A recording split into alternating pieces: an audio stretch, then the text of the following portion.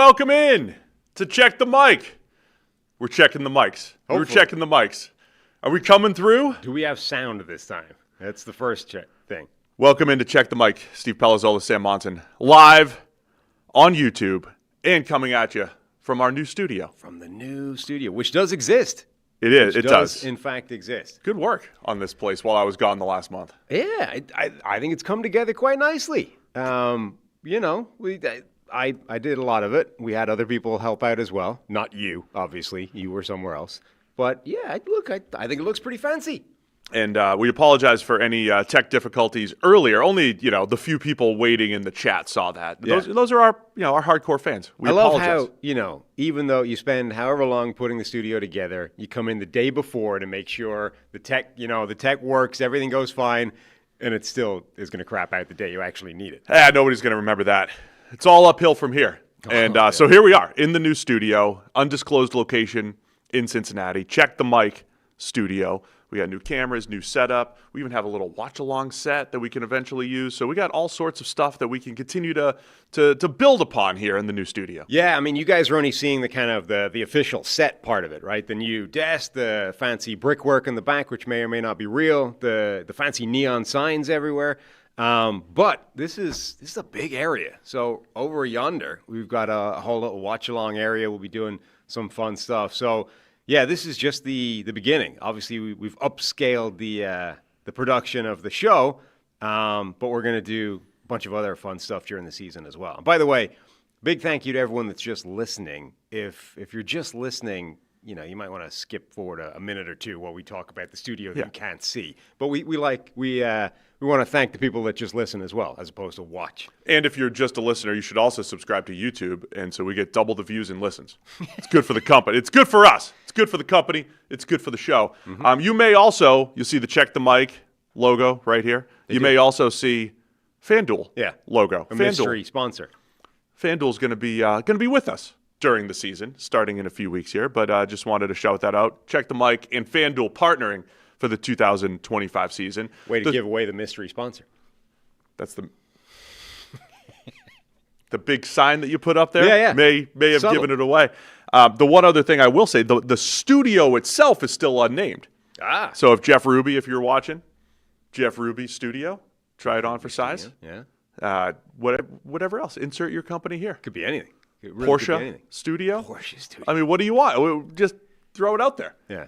So the studio itself, naming rights are still open, but we'll be joined by FanDuel throughout the season. So audio's back. Yep, hopefully. Will's in studio here. Producer Will doing a great job putting it all together. Fancy new microphones, fancy everything. I mean, this place is legit. Took a while to get here. I mean, this is a lot of this room was a large concrete box basically when we received ownership of it. We should have a Discord contest. I think we should see, when do I break the chair? When do I break the new chair? The new chair, it's a little snug on my wide hips. On the buttocks? Yeah, and I feel like we're going to spend a lot of time here. I think I got a season of this chair before this thing's busted. I had to go scouring and make sure that every option that was presented to you was 3 bills certified. So I don't know what you are now, but you're apparently some way short of 300. Remember I was at my playing weight about a month ago? Not anymore. The trip home to Massachusetts affected that. Anyway, the point is, every option that was presented to you is 3 bills certified. So I don't want to hear any of it. These chairs are supposed to be able to take everything you can throw at them. Now, just from previous experience, I suspect that's not true, but still. All right. We're going to be talking AFC and NFC North. We're going to finally get to that. Anything else about the studio, you're a good bricklayer. That's really well done here. Somebody's already brought up the size of your giant laptop in the chat. The laptop looks that big? Oh, man. See, the laptop's funny, but also put your hand over here because your hand looks like I'm not doing your that. hand. Look, mine does as well when you put it this close to the screen, but yours particularly ridiculous looking. We'll figure out the best perspective. These are all fun things. Let us know in the chat how we did. You guys have been saying the studio is a figment of our imagination for weeks because we kept talking about it with no evidence. Here we are. We're in. It exists. So let us know how we did. And again, I think there's more to grow. I have a vision for a big whiteboard wall. Maybe we could do some breakdowns over there. We got visions to continue to grow this thing. Yeah, I mean, we got a lot of exciting things to come. One of the things I think that would be a very cool idea. Over there where Will is sitting, which is the sort of the IT station, I guess, if you like, there's a large, 8-10 feet wide of blank wall work, right? I think we can have a thing where, preferred fans of some description, you can get your name on the wall in our studio. I mean, we have already desecrated this place extensively. So I think, we can be, whatever it is, however we decide to do it, you can get your name on our studio, like a preferred, like the patrons. Thank you. And they just run them on the screen. Well, we don't want to run them on the screen. You're going to have your name on the wall of our studio. We will be. We should start selling bricks. I love that. Yeah, we'll put like a logo on one of these bricks and ship it out to people. That could be part of our YouTube memberships. That would require testing, I think, to see what a Sharpie on those brickwork would look like. I've got I'll sign the bricks in silver Sharpie. I've got the silver Sharpie thing that you can. If we zoom in on that. Yeah.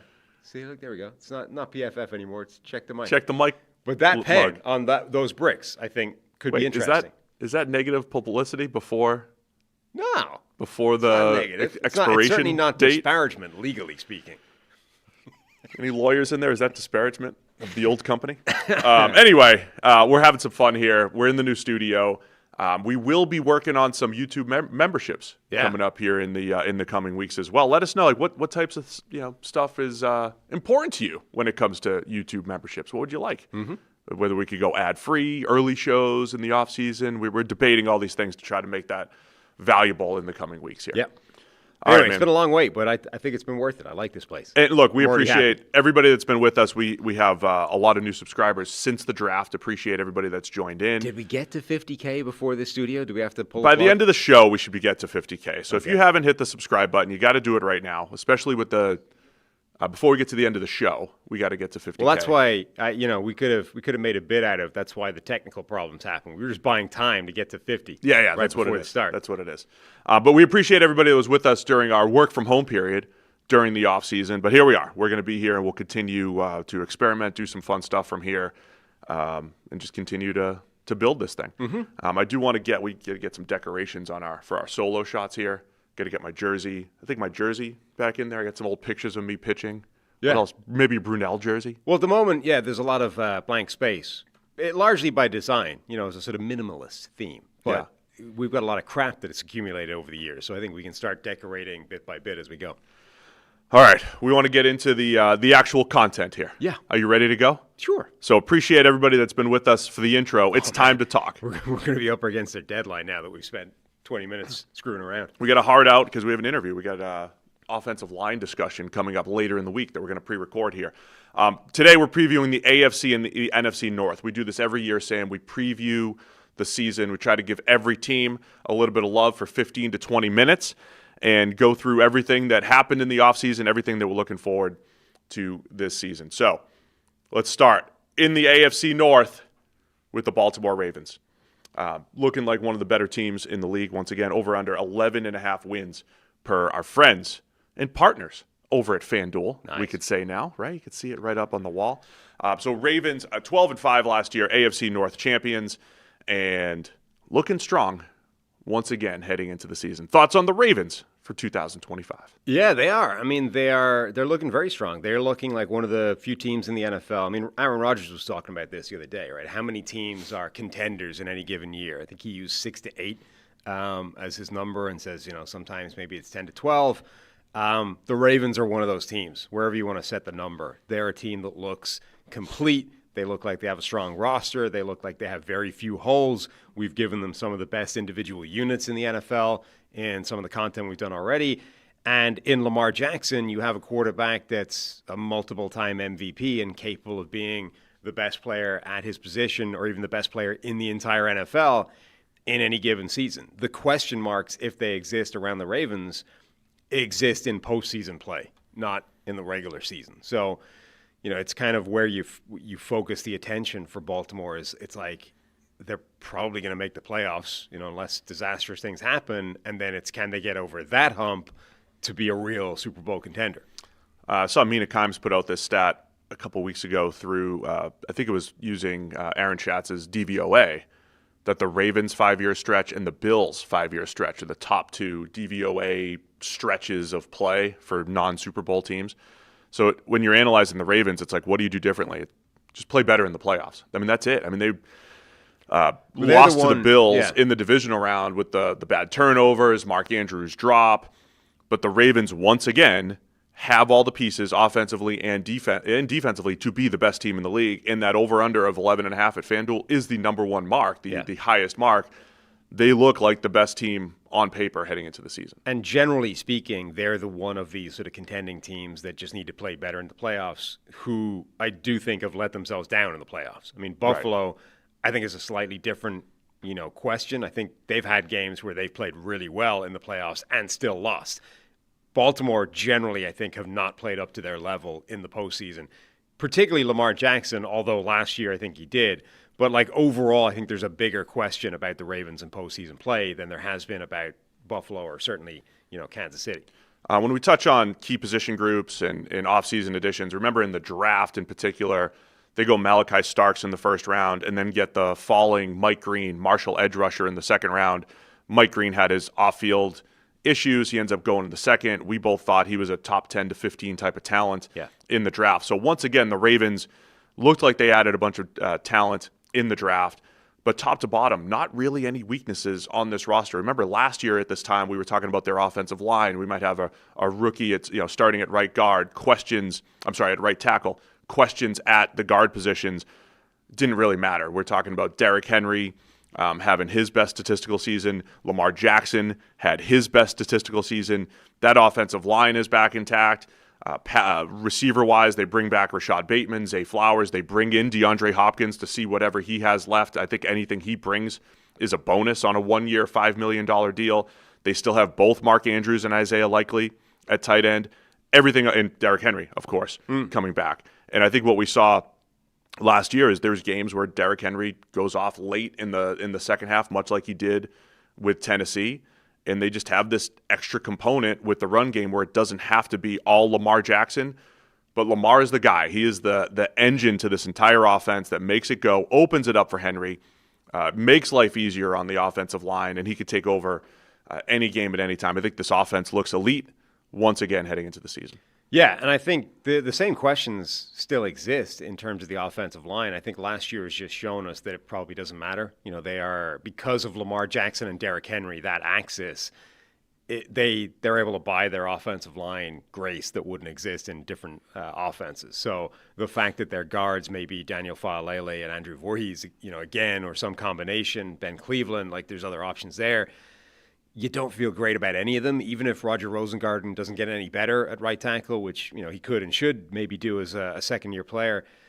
It doesn't feel like it's going to be a problem because Lamar Jackson is freakish in his ability because of the stress that he puts on a defensive line, the way they have to respect his threat as a runner and capacity to take off at any time, the way they have to rush to keep him contained.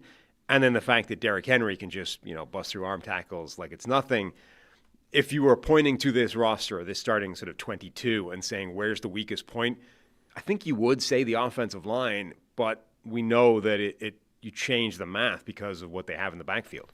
And then defensively, I think playmakers at every level, once again.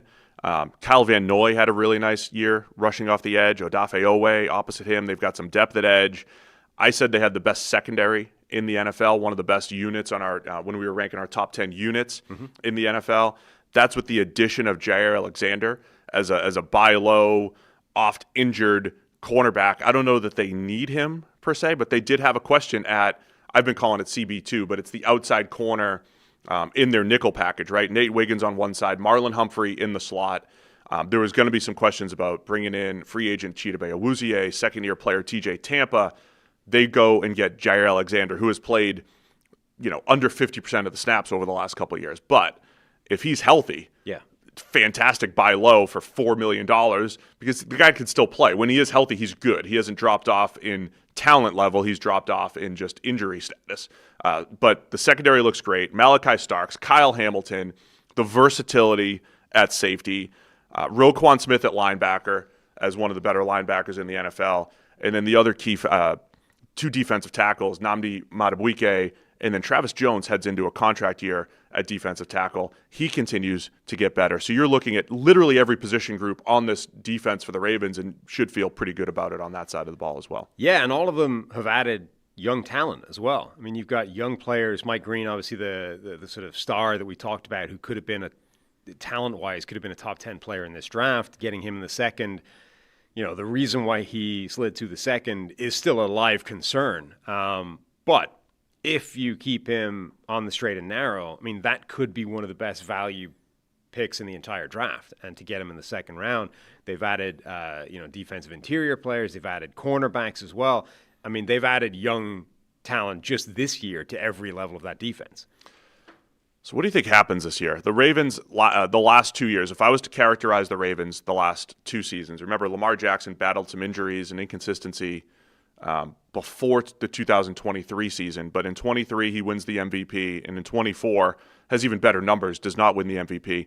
While he's been healthy these last 2 years, in the regular season, remember every time the Ravens played a good team, they crushed the Lions, they crushed the 49ers in 2023. Last year, destroyed the Texans heading into the playoffs, and then heading into the playoffs. When they go up against good teams, except maybe the Chiefs. Right. Remember last year they beat the Bills handily early in the season. They have they're probably the most dominant regular season team that we've seen over the last couple of years.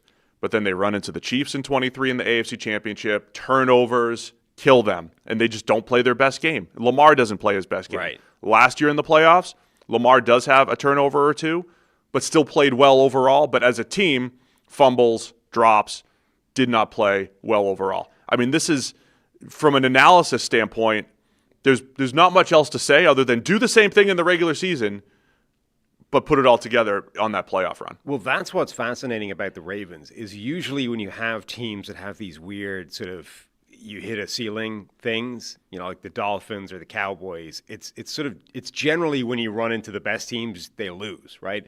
And it sort of carries over into the playoffs where the best teams generally are in the playoffs. So that's when you run into the wall and you lose. What's interesting about the Ravens is during the regular season, they murder the best teams. Like they face good teams that look dominant, and they destroy them.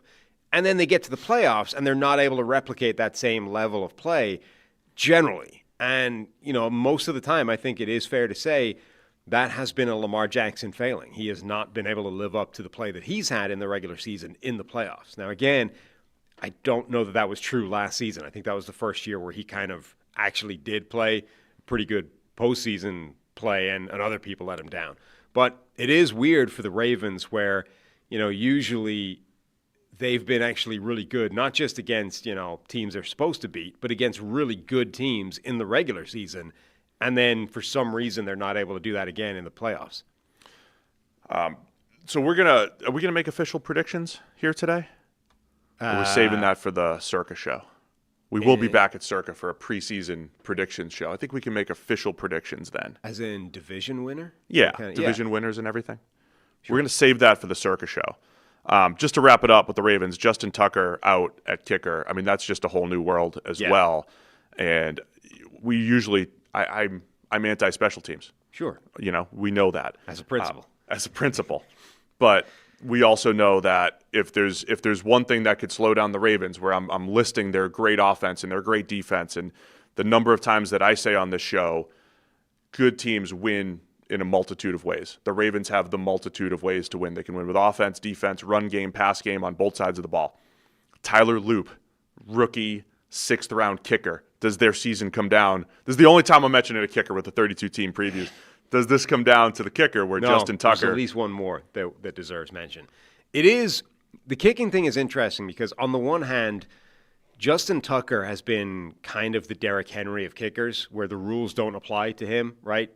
We've been saying for a long period of time, don't draft kickers. There's basically no difference between the undrafted kickers, the drafted kickers, except if you draft them too high, you look utterly ridiculous when they fail. And it can be crippling because it's difficult to get away from those higher draft round, kickers because you've made the commitment to them. Look at the 49ers right now, right? Would Jake Moody still be there if they hadn't spent a 3rd round pick on him? No, they would have gotten rid of him already. So you almost trap yourself in this disastrous kicking situation by spending too much on them. However, the only kicker in the NFL that has basically consistently been able to avoid the variance and just be elite start to finish has been Justin Tucker until last year. So independent of all of his accusations and the fact that they probably had to move on from him anyway, last year he stopped being the on-field version of Justin Tucker as well for the first time in his career. So on the one hand, you're saying, look, the Ravens are now entering the world that everybody else typically resides in, which is you might have a good kicker, you might not in any given year, and it's kind of random. On the other hand, they did deal with this last year already. So it's just repeating last year as opposed to the usual state of play for Baltimore.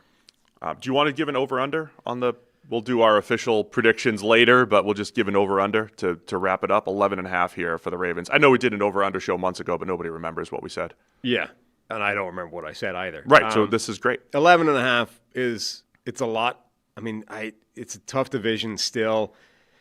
You kind of feel Cleveland probably won't be good. Pittsburgh could be anything. Cincinnati should be good, even with questions on defense. And Baltimore should be the best team in the division. I guess I'm talking myself back into more than 11.5. Sure, over. Yeah, I think the Ravens. I'm going to say the Ravens and Bills. This is their year in our previews. This is their year to make the Super Bowl run, right? So they become the new Packers.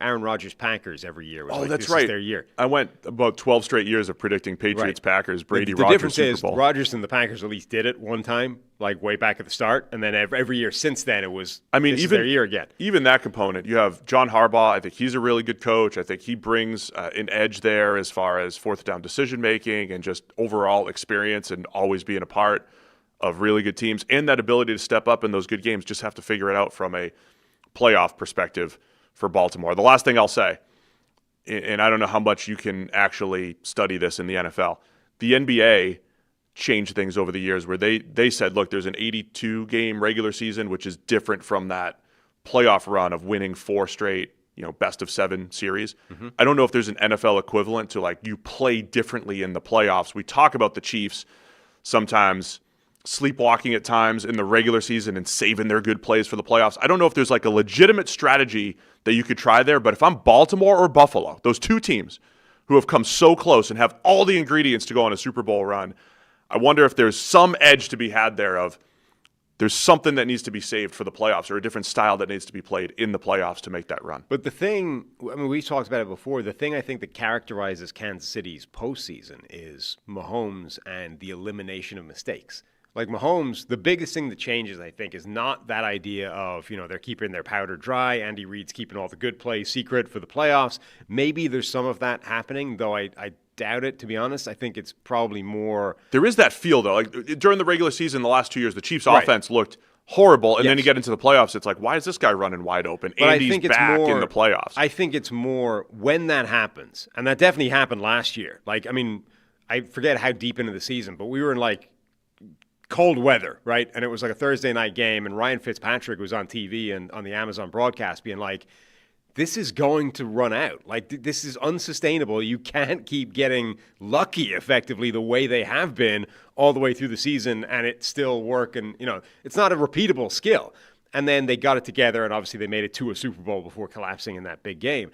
And that leads to those narratives you're talking about. They're just sandbagging, they're keeping it. What I think it is, though, if it happens, is more they're okay with working it out over the course of the season. It's not that they're keeping stuff back and, working on the good stuff in the background and just putting out these bad plays that they know will be good enough to get through a regular season. It's that they're genuinely in a funk, but they know they have till mid-January to figure it out. They don't need to get this right in mid-October. They're working this whole thing through, and so that by the time January comes, they figure the offense out and they understand what to do in the playoffs, and that's where it works. What I think the real difference is, though, with Kansas City in terms of being able to change the way they play is Mahomes genuinely goes from a moderately turnover or risk-prone quarterback in the regular season. Obviously, there's good that comes on the other side of that ledger as well, but he goes from that to one of the most careful quarterbacks in the NFL once we hit playoff football. he goes from middle of the pack in turnover-worthy play percentage to Justin Herbert levels of you are not going to get a free one during the playoffs for his entire NFL career. Like, it is a switch that flips within Mahomes, whether it's conscious or otherwise, that has to change the way the entire offense plays because you're not getting those turnovers. That's the biggest difference I can think of any like individual player, team, whatever, where they play a different way in the playoffs than they do in the regular season. It's still positivity offseason, so I'll take the over for a lot of teams, including the Ravens. Well, let's start with the over anyway. Over. Let's see where we go from here. Over 11.5 of the Ravens. It's their year, Ravens fans. It's your year, Ravens fans. Still being positive here in late July.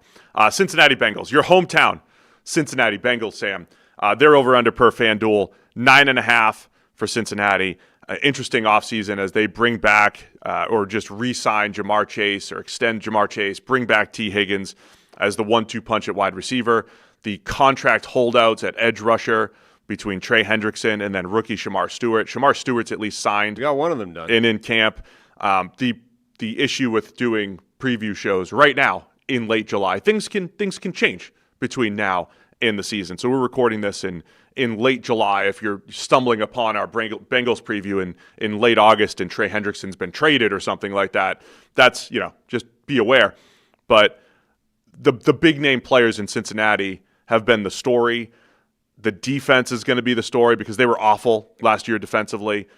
They were also a handful of plays. I know you could do this with a lot of teams. A handful of plays away from, instead of being 9-8, being 12-5. Yeah. A kick here and there, a play here and there. I still think this is a very good team and another potentially elite offense, despite some of their offensive line questions once again. Yeah, I think those two things can coexist. Like, they disappointed last season, but they were very close to being a much better record football team than they looked, And if you watch that quarterback series on Netflix, like, that sort of brought you through some of the close losses that you forgot about, where they, like, the offense played out of its mind, hung 38 points or whatever, and they still managed to lose the game because the defense gave up so much, or missed kick or whatever. They were close to being a lot better. And of course, it all ultimately hinged on the one game where the offense didn't really show up in week 1 against the Patriots. I mean, that was the one that really got away, where the Patriots are a bad football team. They were always supposed to be a bad football team, and it's the one game where the offense for the Bengals didn't really fire. And even then, they still had what should have been a touchdown, kind of dropped over the goal line, ended up being a turnover instead of a touchdown that would have been the difference. Ultimately, though, you got to the end of the season, the Bengals offense was cooking. People were making Joe Burrow MVP chants every time he walked anywhere. They were a legit threat if they had made the postseason. They are very close this offseason to putting together not the perfect offseason, but like the perfect offseason for them. They lock up their 2 wide receivers. Everyone assumed they were going to let go of one of them. I'm T. Higgins. But everyone assumed they were probably going to let him go to keep the money in Jamar Chase and Joe Burrow. They end up going, no, we're going to keep this group together. Burrow put pressure on them to do that. They have the contract disputes on defense. They get the Shamar Stewart thing done. He's in camp. He's going to have almost the entirety of it to try and get himself up to speed. And now the last domino to fall is, can they make things right with Trey Hendrickson? Can they get their best defensive player in the building and then try and go and work from there? They need him. That's a huge thing. One thing that helps us here is I think the 2 potential outcomes here are Hendrickson eventually gets signed and he's in the building and all's good, and this drags forever and he's still in limbo. I think those are the only 2 outcomes here. Hendrickson was so good last year. Yeah. So good last year on a defense that, remember early in the year, I was looking up historical comps for games. Like, was this the worst pass rush game we've ever seen from a team after watching the Bengals try to put pressure on the quarterback? And they were in, bottom 3, bottom 5. They had so many games where they just got zero pressure. But they also, remember, they coulda, woulda, shoulda beaten the Chiefs in week 2. Sure. There was a 4th and long defensive pass interference. Trey Hendrickson almost single-handedly on the defense, key sacks to keep them in that game. And that happened throughout the year. He had this knack not only for pressure, but to also finish the play, to get the sack like a TJ Watt always does in Pittsburgh. And that was with no pass rush on the opposite side. Sam Hubbard, now retired, was the top edge rusher on the other side. He was getting zero pressure. He's retired now for a reason. So the two X factors for me for Cincinnati, or maybe three, the two edge rushers, whoever's Trey Hendrickson, someone on the other side, and then Al Golden coming in as defensive coordinator, because we've seen historically too, sometimes teams with the same exact talent just put in a new defensive coordinator, and defense is fickle, right? Just changing the scheme makes the defense a little bit better. I think the Bengals offense is going to be elite. Let's talk about them in a second. But defensively, the same way we talk about offensive lines, I think they're in creep back toward average territory. If they can do that, and it's Hendrickson getting back into camp, some kind of help on the other side, whether it's rookie Shamar Stewart, Myles Murphy taking a step in year 3, which is possible that he could be a reasonable pass rusher. He dealt with injuries early last season, never really got going. Joseph Asai looks like just a good rotational edge. That's really what he's been. But they need somebody to step up, or the conglomerate of those three to step up. But then Al Golden with the returning corners, DJ Turner coming off of injury, Dax Hill coming off of injury. That's the other part of this Bengals defense. They were hurt at corner just as DJ Turner in his second year last year, heading into year 3.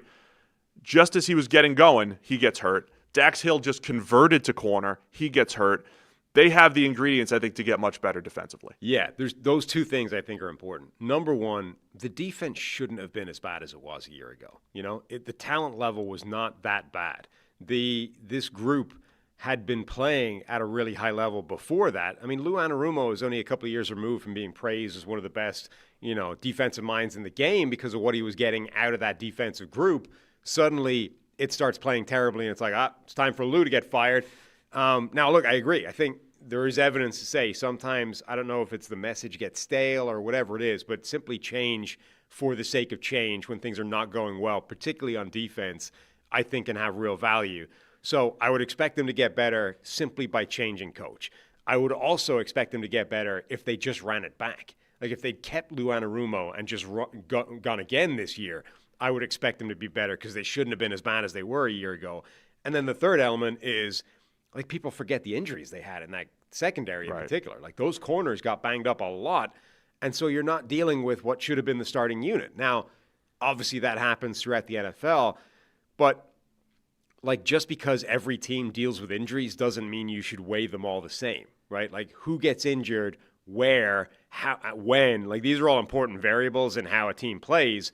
It doesn't mean that you can say, well, that's why this team is. It's like, people sometimes have a tendency to say things like turnovers and injuries, everybody gets them so they all even out over a season. But they don't. Like, that's the thing. If you actually go through and calculate these kinds of things, they're massive variables, and they're important. And it doesn't mean that you can say, well, therefore we can lean on this, but it means you can say, well, if you run the season back again, would the results be the same? Well, no, because this variable would be dramatically different. And so I think in 3 separate areas, the Bengals defense should be better this year than it was a year ago if they get Trey Hendrickson back in the building. Now, the concern would be those 3 separate areas might be worth less than not having Trey Hendrickson. And that's where this is a massive problem for them. The other thing is, remember, and this came up in the Netflix show as well, more than any other team, I think the Bengals have this history of slow starts in the season. And so other teams might not really care if they've got a guy in training camp or if a guy misses some time or blah, blah, blah. Maybe more than any other team in the NFL, the Bengals want to have a good training camp, a good preseason, and hit the ground running in week 1 so that they're not spotting the rest of the NFL 1 or 2 wins to begin the season. Because last year, the win they spotted them in week 1 ended up being the win that kept them out of the playoffs. That's just another component. Even when they were at their best, remember they did go to the Super Bowl in 2021 and the AFC Championship in 2022. Yeah. They always started slow. Right. And last year, I mean, if they start 0-2 again, we're going to show up in week 3 and just my analysis is going to be like, is this when Zach Taylor gets them to turn it around? And last year, it's like they just waited too long to turn it around. I don't know how you change that. I don't know how teams change the trends of, we have a history of having a very good team that starts slow. What do you change in training camp, in preseason, in workload? What do you change? Because Burrow, too, I mean, we came out of here after week 1 with that Patriots game. Yeah. And it was like either Gerard Mayo is a secret genius and the Patriots do have something here, or Cincinnati. Like, what was Cincinnati doing? Like, the whole offense looked nothing like what they were before in previous years or after for the rest of last season. The problem is you remove your margin for error when you start slowly like that. And again, the Netflix thing, like every week, Burrow was being asked, like, is this a must-win, right? Are you in must-win territory already? And he's sort of working through and calculating, well, okay, now we've got 3 wins. We need to win like 11 games. Like, it's doable. But it gets harder, right? And the problem with the NFL is it's very, very difficult to get through an entire season without some random result where a crappy team plays out of its mind and beats you, right? Because everybody, relatively speaking, is good. Even the worst teams in the NFL are dangerous, and you can't overlook them. And on a random Thursday night, they can show up for their Super Bowl in week 8 and knock you over, right? And if you have spotted everybody a couple of games to begin the season, you've eliminated your margin for those games. You can't have a game like that in the middle of the season where you just don't show up and the opposition does, and now you lose. So that's Cincinnati's problem, is they keep giving the rest of the league 1 or 2 games like that to begin the season, and so they can't have a bad day randomly in a November weekend. The Chiefs, the Bills, the Ravens, like these teams can do that. They can just not show up once randomly in November and it doesn't matter. The Bengals keep passing up that gift. So defensively, just to wrap on that side of the ball, they tried to add some big bodies up front. TJ Slayton comes over from the Packers. BJ Hill's still there, second year of Chris Jenkins. They need to do a little bit better against the run. Absolutely need to rush the passer better. I don't know if they have the pieces unless Jenkins does what we thought he'd do coming out of Michigan as a second rounder he's last another year. guy who missed time injured at the start of the year, had to jump on a moving train. That's always hard. Like Jenkins, again, if it doesn't happen this year, sure. But I think going into this year, it's fair to be optimistic that Chris Jenkins can be a much bigger disruptive force than he was last year. So they need to rush the passer better. Al Golden comes in. He played a ton of man coverage last year at Notre Dame. They had the corners to do it, but that'll be interesting to see if they do that with Turner, with Dax Hill, Cam Taylor-Britt. I think they'll be better defensively with the ability to scheme up some pressure, play a little bit more aggressive on that side of the ball.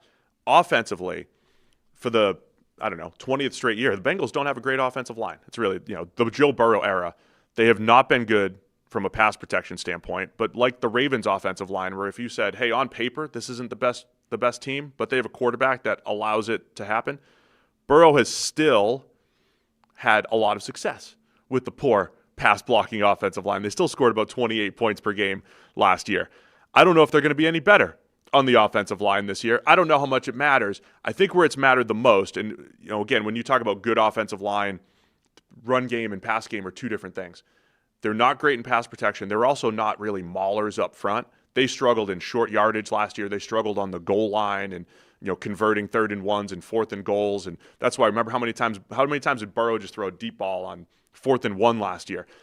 If they get better at the situational football aspect of it, that's where I think this offense can really be special. They were special last year, probably Burrow's best season, throw for throw, and what he was able to do, pocket movement, just getting the ball down the field and taking care of the ball, but also making big plays. But this offense can be special if they could just get a little bit better. I think it's some of the situational football that they were lacking in last year. Yeah, you asked recently, who was the last quarterback that played sort of so well in such a sustained fashion with that bad an offensive line in front of him. Can I give you the rankings, by the way? Sure. Bengals, because I just tweeted it out. I had to make sure we had it. Bengals team pass blocking grade since 2020. 2020, 27th. Then they were 31st in their Super Bowl year. 29th in 2020. 31st. Yeah, because this includes the playoff run where they got wrecked on that playoff run. Burrow got sacked 8 times against the Titans in the divisional round. 29th in 2022. 22nd was the best they've had in the Burrow era. 22nd in 2023, and he was hurt for some of that year. And then 29th last year, 2024. Those are the Bengals PFF team pass blocking grades. Go ahead. The obvious name that people brought up was Andrew Luck. Yeah. During most of his career, frankly, with the Colts, he had a pretty awful offensive line in front of him. And I don't think he's played as well as Joe Burrow did in the face of that pressure, but definitely overperformed what you would have expected him to do. Yeah, and there was elements of Luck's career where everybody would say, hey, you guys are failing him with this poor offensive line. Now, I think there was he was playing early career with Bruce Arians. They had a deep drop, they put a lot of pressure on the offensive line. That's that straight drop back type of offenses. That's why. Yeah. I don't think Cincinnati's necessarily putting extra stress on the offensive line. Maybe a little bit. They don't run as much play action. Burrow's in the gun a lot. Either way, Burrow to Chase and Higgins. Andre Yosivach was a really, really nice red zone weapon last year. Jermaine Burton is already getting some training camp hype. I think if they just get, pretty good play from wide receiver 3, you might have some games, whether it's Burton down the field. If you were a betting man, do you think it's more likely that he is a solid wide receiver 3 for them this year, or not on the roster in week 1? As a betting man, I would say off the roster. Right. But I don't think... Just to set expectations for Jermaine is all I'm doing. Part of the reason why I thought Burton... I loved Burton as a player.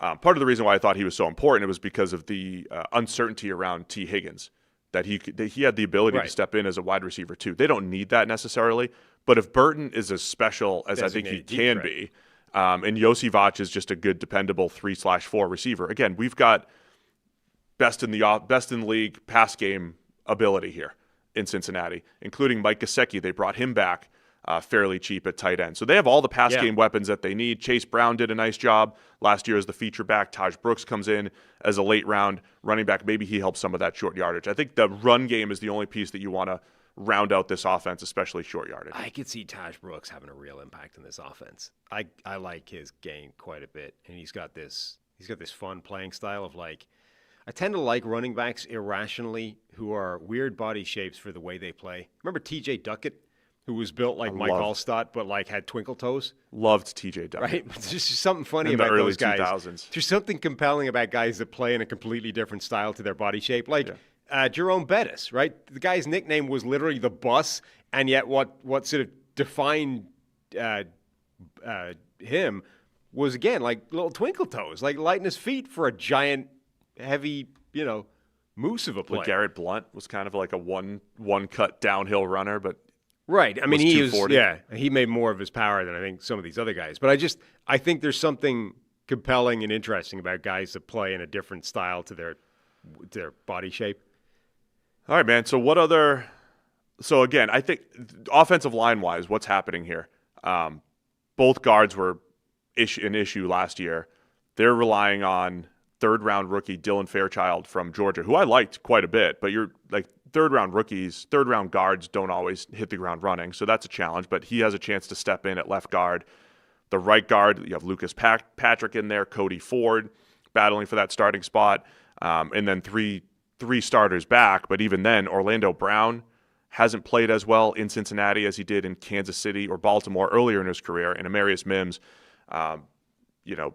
inconsistent as well at right tackle. So I don't know that they're necessarily better up front from an O-line perspective, either pass blocking or run blocking. I don't think there's anything that says they're going to be better than last year, but I don't know how much it matters because I think Burrow's shown that he can handle the pressure. Like the fact that the Bengals offensive line consistently ranks in the 20s, and I know there's people in the analytics community that look at the sack rate and this and that. Burrow's not as good as Lamar and Mahomes and Allen. I think he is. I think he's very much in that elite bucket and has a chance to carry this offense, in part because he's got Higgins and Chase to throw to. Yeah, I feel a little bit like the offensive line. I think the offensive line and the defense have some similarities from a year ago. Their offensive line has kind of approached things almost the way Buffalo did a few years ago, where they threw a lot of bodies at that offensive line. None of them looked particularly good.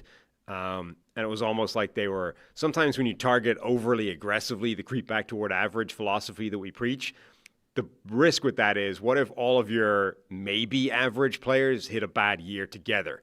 And now your offensive line is just garbage because you got 5 guys whose baseline or peak is above average, and they all just had bad seasons together. And so now you've just got a trash offensive line. I think the Bills did that for a few years before finding some very good players, and they've accelerated beyond that. The Bengals did that where they went hard to overhaul an offensive line but didn't spend much to do it. They brought in a bunch of mid to low level players in free agency fast. And I think last year those collectively all had a bad year. So part of me expects the average of the 5 to play better this year than they did a year ago just by running it back again. But there are a lot of question marks in that line, and some guys that you think, I mean, even if they played to their best, probably don't have a particularly high ceiling. The big X factor, though, on the line is Amarius Mims, who, low in playing experience throughout college and the NFL, has quite an extensive injury history for a guy that hasn't played that much. Like, they need him quite a lot, and he's quite risky. All right, man, 9.5 is the over-under from our friends over at FanDuel. Last year I chose Bengals-Eagles as my Super Bowl prediction. So I was high on Cincinnati heading into last year, and I don't change my mind often, so I'll probably be high on them again, despite what happened last year. But think how close you came to having your like, the Bengals they were, one final thing away from making the playoffs, and they could have gone on their run. They could have been the team that got waxed by Philadelphia in the Super Bowl. So I like the over of 9.5. I think Bengals-Ravens battle it out for the division in the AFC North. And look, they lost the 2 losses that they had to the Ravens. Slim, right? We're talking kicks and bad snaps. I mean, we're talking really close here. So I like the over for Cincinnati. Where are you going with it? So this is the thing. I think the defense will be better than a year ago. I think the offensive line might be better than a year ago. And I think they probably get more of the razor-thin breaks go their way this year than happened a year ago. However, all of that could be balanced out if the offense doesn't play as well as it did a year ago. Like, what if Burrow doesn't play like an MVP? If he just has a slight downtick and everyone's assuming, well, they're running it back. They brought back Higgins and Chase, and it's all going to be the same. Yeah. If that takes just a slight step backwards, it could completely wash out all of the other things that get better. So I do agree that I think I would go over that 9.5, but I would just have that note of caution that don't necessarily expect the offense to play exactly the same as it did a year ago. It might be a little bit worse just through variance. All right, man. Next up, Cleveland Browns going through the AFC North team by team here. Oh, boy. Browns finished last in the AFC North. One of the bigger offseason stories, given their quarterback situation, picking at the top of the draft, trading down from the number 2 spot here. And, of course, Deshaun Watson now out after, can we officially call it the worst contract in NFL history? I've been calling that for years now. Officially, yes. The worst contract in NFL history. Deshaun Watson out. So, yeah, it'll be interesting in Cleveland because I think there was a dynamic in Watson's play that felt like it just dragged everybody down. Yes. Because he'd been there for 3 years. Well, not just his play, but everything. I mean, the whole situation dragged everybody down. But I don't know if I've ever seen anything like it where, look, Watson used to be a really good player. Obviously, all of the off-field stuff that was awful, and then on the field, it kind of matched and was bad and also just made everybody worse, right? You've got this good offensive line that looked worse. You have a team that made a playoff run in 2023, and that 23 team looked worse when Watson played than when Joe Flacco off the couch played. And then last year, similar story. Jameis Winston comes in and all of a sudden starts doing things in 1 and 2 games that Watson didn't do in 3 years in Cleveland. So there's element where it feels like the roster's getting worse and worse, but maybe just losing Watson from the roster. Seriously. That anchor might actually make them a little bit more competitive than it seems on paper heading into the year. That's what makes the Watson thing is so fascinating because, when everyone railed against it at the time, it was like, okay, it was a moral outrage. It was like, this guy has 23 separate accusations of sexual misconduct, and you are selling your soul. You are selling your moral soul and your moral authority as a team just to get better on the football field. And that just felt dirty. But everyone, I don't think anyone was out there being like, well, it's a bad football move.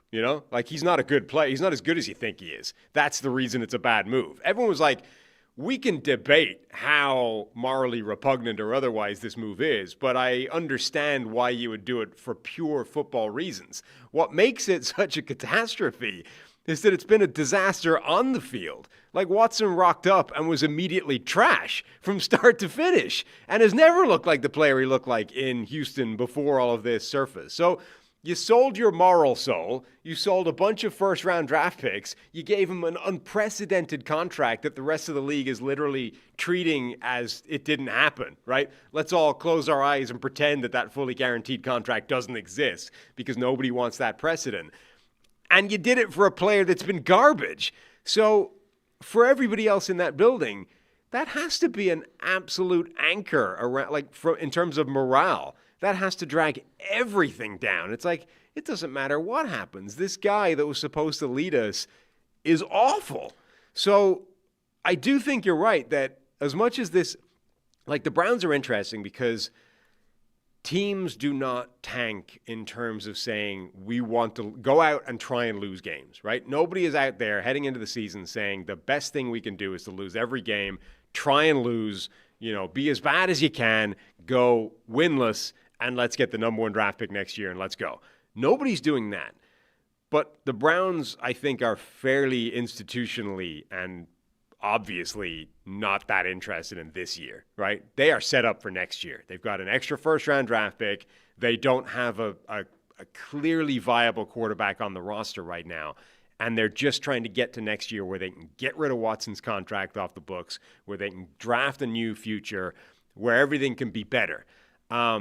But I do think you're right that as much as they're sort of punting on this year, I wouldn't underestimate the power of being liberated from Deshaun Watson's baggage and just the disaster that has brought with them. Well, the spot that they're in, and one of the things that intrigues me is because they've had no first-round picks, we used to describe them as a really deep team. We thought Andrew Berry, for a few years, had done a really nice job, especially revamping the defensive line heading into the 2023 season when they made their little playoff run, having depth in the secondary. They consistently had one of the best offensive lines in the league, and that's what I'm saying. We thought Watson was stepping into the situation, probably his best group of pass blockers that he'd ever had after leaving Houston, and even those guys aren't playing as well. But the entire offensive line, 4 out of 5 starters not under contract heading into next year. So they're in this limbo where I think they're losing the depth, or at least the long-term depth, and they've got this question at quarterback, right? Is it Joe Flacco? Is it the now hamstring injured Kenny Pickett? Is it either of the 2 rookies in Dylan Gabriel and Shedeur Sanders? At the end of the day, I'm with you. I think they should be thinking about next year. I also think, remember, Flacco played pretty well in 2023. He had some moments last year with the Colts. I don't think he was great overall, but he had some moments. If Flacco is the starter, they might stumble into some games because the offensive line could easily bounce back. They're a bunch of returning starters, even though they didn't play as well last year. The wide receiver room could be sneaky good. If Jerry Jeudy plays like he has Jameis Winston as his quarterback, the guy's elite. Jerry Jeudy, Cedric Tillman, if he's healthy. Deontay Johnson's there after playing with, 4 teams last year, bouncing around. I almost forgot that he went over 100 yards early last year for the Panthers and looked unstoppable. Yeah. For 5 minutes. There's just a lot of what ifs Yeah. with the Browns. And look, during on draft day, everyone was talking about their trade down, giving up Travis Hunter. The idea that they got the extra first rounder and drafted Mason Graham, I thought was a fantastic long-term move for the Browns.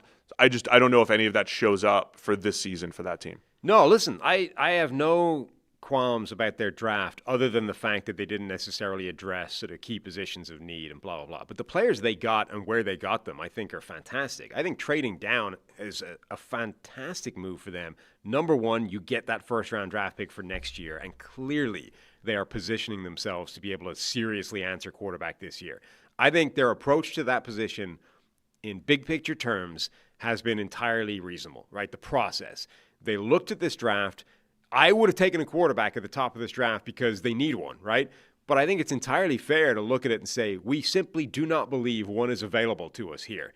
If the Titans were not willing to move off the number 1 overall pick and let them have a shot at Cam Ward, I think it's entirely reasonable to look at the tape and say, we don't think Shedeur Sanders is a franchise quarterback. We don't think Jackson Dart is a franchise quarterback, and anybody else. So we're going to pass. And if we're going to pass, we're also going to try and get a first-round pick for next year so that we can guarantee a shot at one.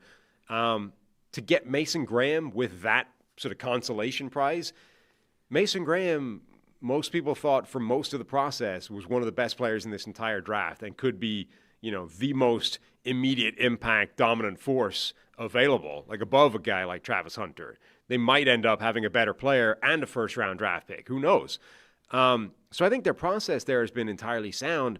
Then you get guys like Harold Fannin. You get 2 running backs, Quinshon Judkins, Dylan Sampson, Okay, Judkins has got himself in legal trouble since then, so that's not ideal. But I think you can look at their draft and say, this has been fantastic. The problem is you just run into the season where it's like you have a 4-man quarterback room and nobody trusts any of them. And what's the plan for this year? Well, let's discuss the offense for the Browns, and let's stick with that. Where do you think? I mean, we made our predictions coming out of camp as far as what the quarterback room looks like. Just recap what your call is. What do you think it will look like? What did I say? Pickett as the starter. Now, he just hurt a hamstring as of yesterday. So, again, I know a lot of people are going to be watching this in the third week of August, and Kenny Pickett might not be on the roster or he could be out for the season. So we apologize for that. Doesn't affect my prediction as it happens. My prediction was Pickett as the starter, and then the 2 rookies are getting a ton of time. And, Dylan Gabriel or Shedeur Sanders, if one of those guys steps up, eventually they take over. And the Browns want to see. They should want to see what they have in at least one of their rookies, because we're expecting them to have a high pick next year and a lot of quarterback options in the first round. Yeah. I think Flacco starts week 1. I think Kenny Pickett is probably QB2 going into the season, and then Dylan Gabriel is QB3. If they can sneak Shedeur Sanders onto the practice squad, I think that's what they'll try and do. Otherwise, they might just cut him and say thanks. And then I think at some point Flacco plays his way to the bench and Dylan Gabriel gets tossed the keys and they see if he has anything before they roll into next year and get their started that way. And then I think whoever is the quarterback, they've got this revamped of, Nick Chubb got hurt last year. He's out. He's in Houston now. So the Nick Chubb era is over. But the 2 rookies in Judkins and Dylan Sampson, I think they've revamped the running back room. Mm-hmm. The offensive line did not play well last year, but you're talking about Joel Bitonio, Ethan Pocic, Wyatt Teller, Jack Conklin. They're all getting a little bit older, but they've all had really good play over the last 6 to 8 years. So they are potentially good up front on the offensive line, and it's an intriguing group of playmakers. This is why I think the Browns can be competitive. Like if you get the right version of Flacco, or if one of those rookies is pretty good, this could be a competitive offense. I don't know about Pickett. We'll see. Could be a competitive offense. I don't have high hopes. I think it's one of the worst offenses in the league on paper, but they could get to better levels. I think the defense, though, is more intriguing and has a chance to be better than they were. Yeah, the defense could be pretty nasty. The offense, I don't know. Flacco, I think, is kind of fool's gold at this point in his career to me. I think he's capable of putting up a lot of yards, and he's capable of sort of sparking something in an offense that's. But I think that's more of an indication of just how badly Deshaun Watson had dragged everything. Because remember, the other element there is not only was Watson playing like garbage and dragging everybody down from a morale point of view, he was also ruining the offense because Stefanski spent the last couple of years trying to unbuild his offense to try and make it something that Deshaun Watson could work with. You know what I mean?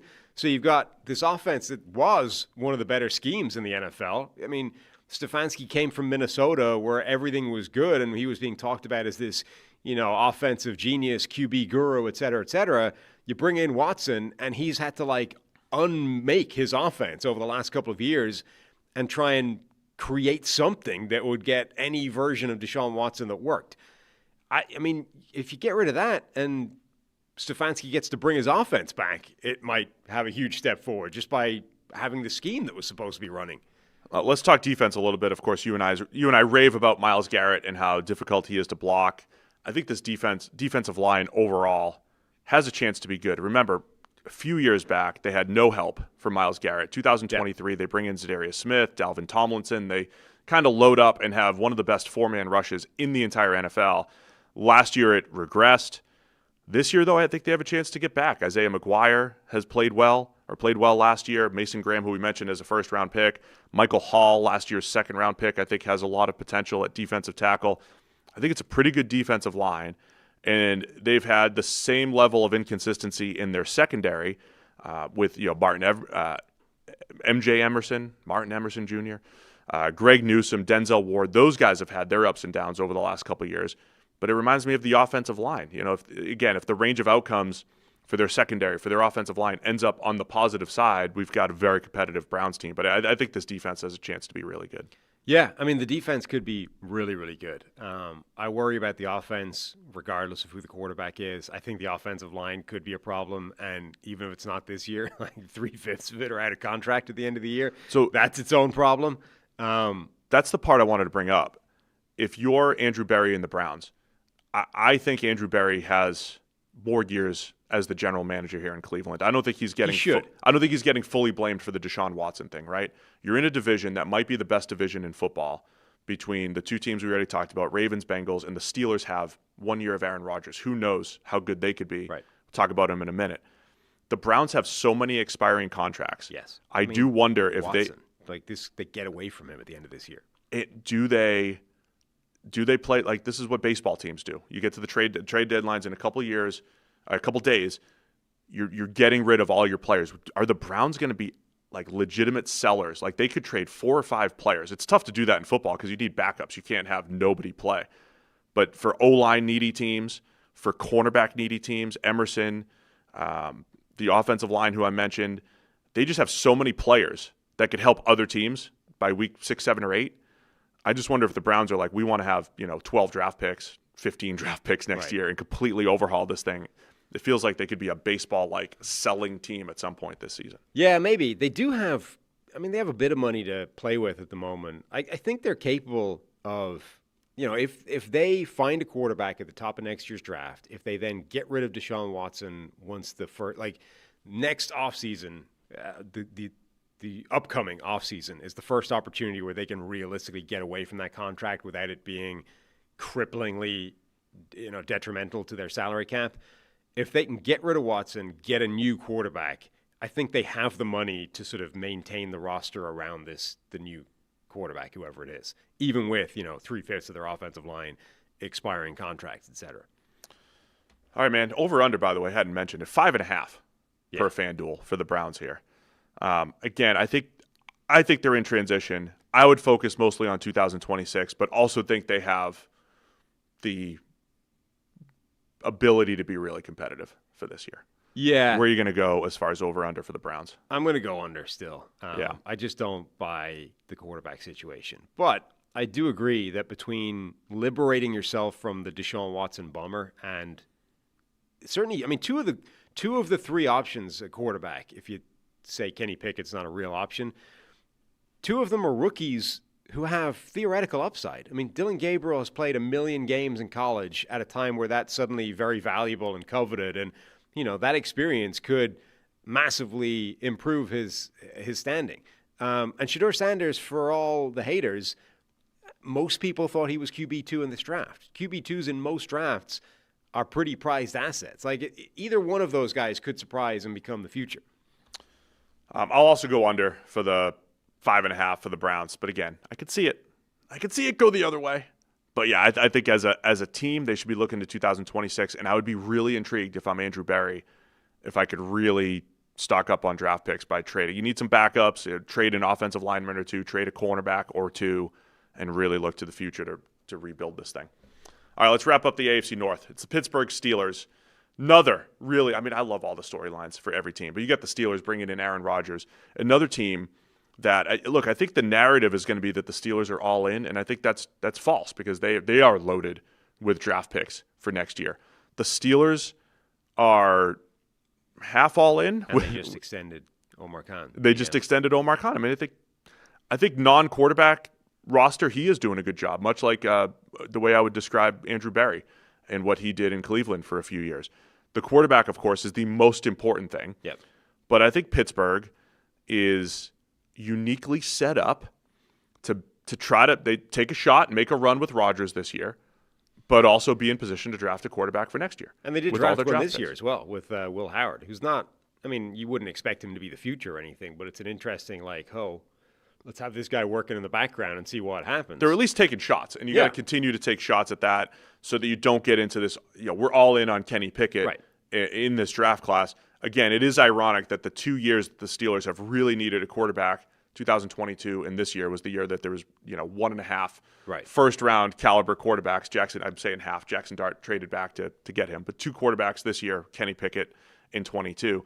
But I think Pittsburgh, we'll talk about their defense and how loaded they are on that side of the ball. I think they have a chance to be the very best defense in the league, and who knows what you get from Rodgers. If you get any sort of throwback the clock type of play with him, turn back the clock type of play, all of a sudden Steelers are good. So this is the thing. Like, everyone's going to focus on Aaron Rodgers and Rodgers to Metcalf and all that and how that's going to gel. I wouldn't overlook the fact, and this might not happen, but that defense, certainly on paper, I do think has the capacity to be one of those game-changing defenses. It could be the best defense in the league. Not just that, it could be a defense that's good enough that it like carries an offense to somewhere it shouldn't be. And that doesn't happen very often in today's NFL. But every now and again, a defense shows up that is just scary week on week and is absolutely game-changing. Typically, those defenses have an absolutely nasty pass rush up front, and Pittsburgh, with the ability to deploy at the same time TJ Watt, Derek Harmon, Cameron Hayward, Alex Highsmith, and then have in reserve on the bench Nick Herbig, Keanu Benton, maybe Jack Sawyer if he shows anything. That could be a fearsome group that can rush the passer. Deep, consistent. And then you have, the back end with Jalen Ramsey and Darius Slay and Joey Porter Jr. and Peyton Wilson heading into next year. And, it could be a scary unit. Now, maybe it won't, and it'll just be an above-average defense, and then none of this matters. But if that is that level of defense, then Rodgers doesn't need to be amazing anymore. Then, if Rodgers plays just like he did last year, we could have a really imposing team. Because Rodgers, for his entire NFL career has been very risk-averse. He doesn't turn the ball over that much. He actually could exist on the game manager spectrum, if you like. And those guys, when paired with an amazing defense, is a pretty difficult combination to beat. There's been a few years of Rodgers' career. Was it 2018 or so? There's a couple times when he was in Green Bay where we said, this is the best defense of Rodgers' career. And it didn't end up materializing. Either he didn't play as well or the defense wasn't as good as advertised. And we say this on the show a lot. It's difficult to predict good defense and to predict who the top 5 defenses are going to be. It's a lot easier to predict the best offenses. So in other words, the betting on the Ravens to have a top 5 offense, way better bet than betting on any. Pick your favorite defense. Pick whoever. Pick your best 5 defenses last year. It's just a better bet than betting on the defense to be as good as it was last season. But the ingredients the Pittsburgh Steelers have on that side of the ball, you listed all of them. I think they're legit. Like Nick Herbig is edge rusher 1 for a lot of teams around the NFL, and he's edge 3. If he could keep up some of the efficiency numbers and just how good he was getting after the quarterback. So 3 and 4 deep at edge, drafting Derek Harmon in the first round as an heir apparent to Cameron Hayward, who's still good. He still had a 90-plus PFF grade. That's good. He's still amazing. Yes, still unbelievable. That front could be outstanding. And then in the secondary, they make this trade to go get Jalen Ramsey, and they bring in Darius Slay. I think they got better with the Jalen Ramsey trade, at least for this year. I think for this year they got better. Nothing against Micah Fitzpatrick. I just think Jalen Ramsey can still play, and even early in camp, they are deploying him all over the place. He could play nickel, he could play safety, he could play outside corner. I think their ability to play more man coverage, to maybe match up with Cincinnati in a special way, to maybe match up with Baltimore in a way. And remember, they gave Lamar Jackson his worst game last year, early in the year. They didn't the next 2 times, but they at least gave him his worst game for a bit. I think they just have much more flexibility in the secondary with Darius Slay, with Jalen Ramsey, Joey Porter Jr., and that trio. We'll call them corners for now. So, I think top to bottom defensively, this team has a chance to be special.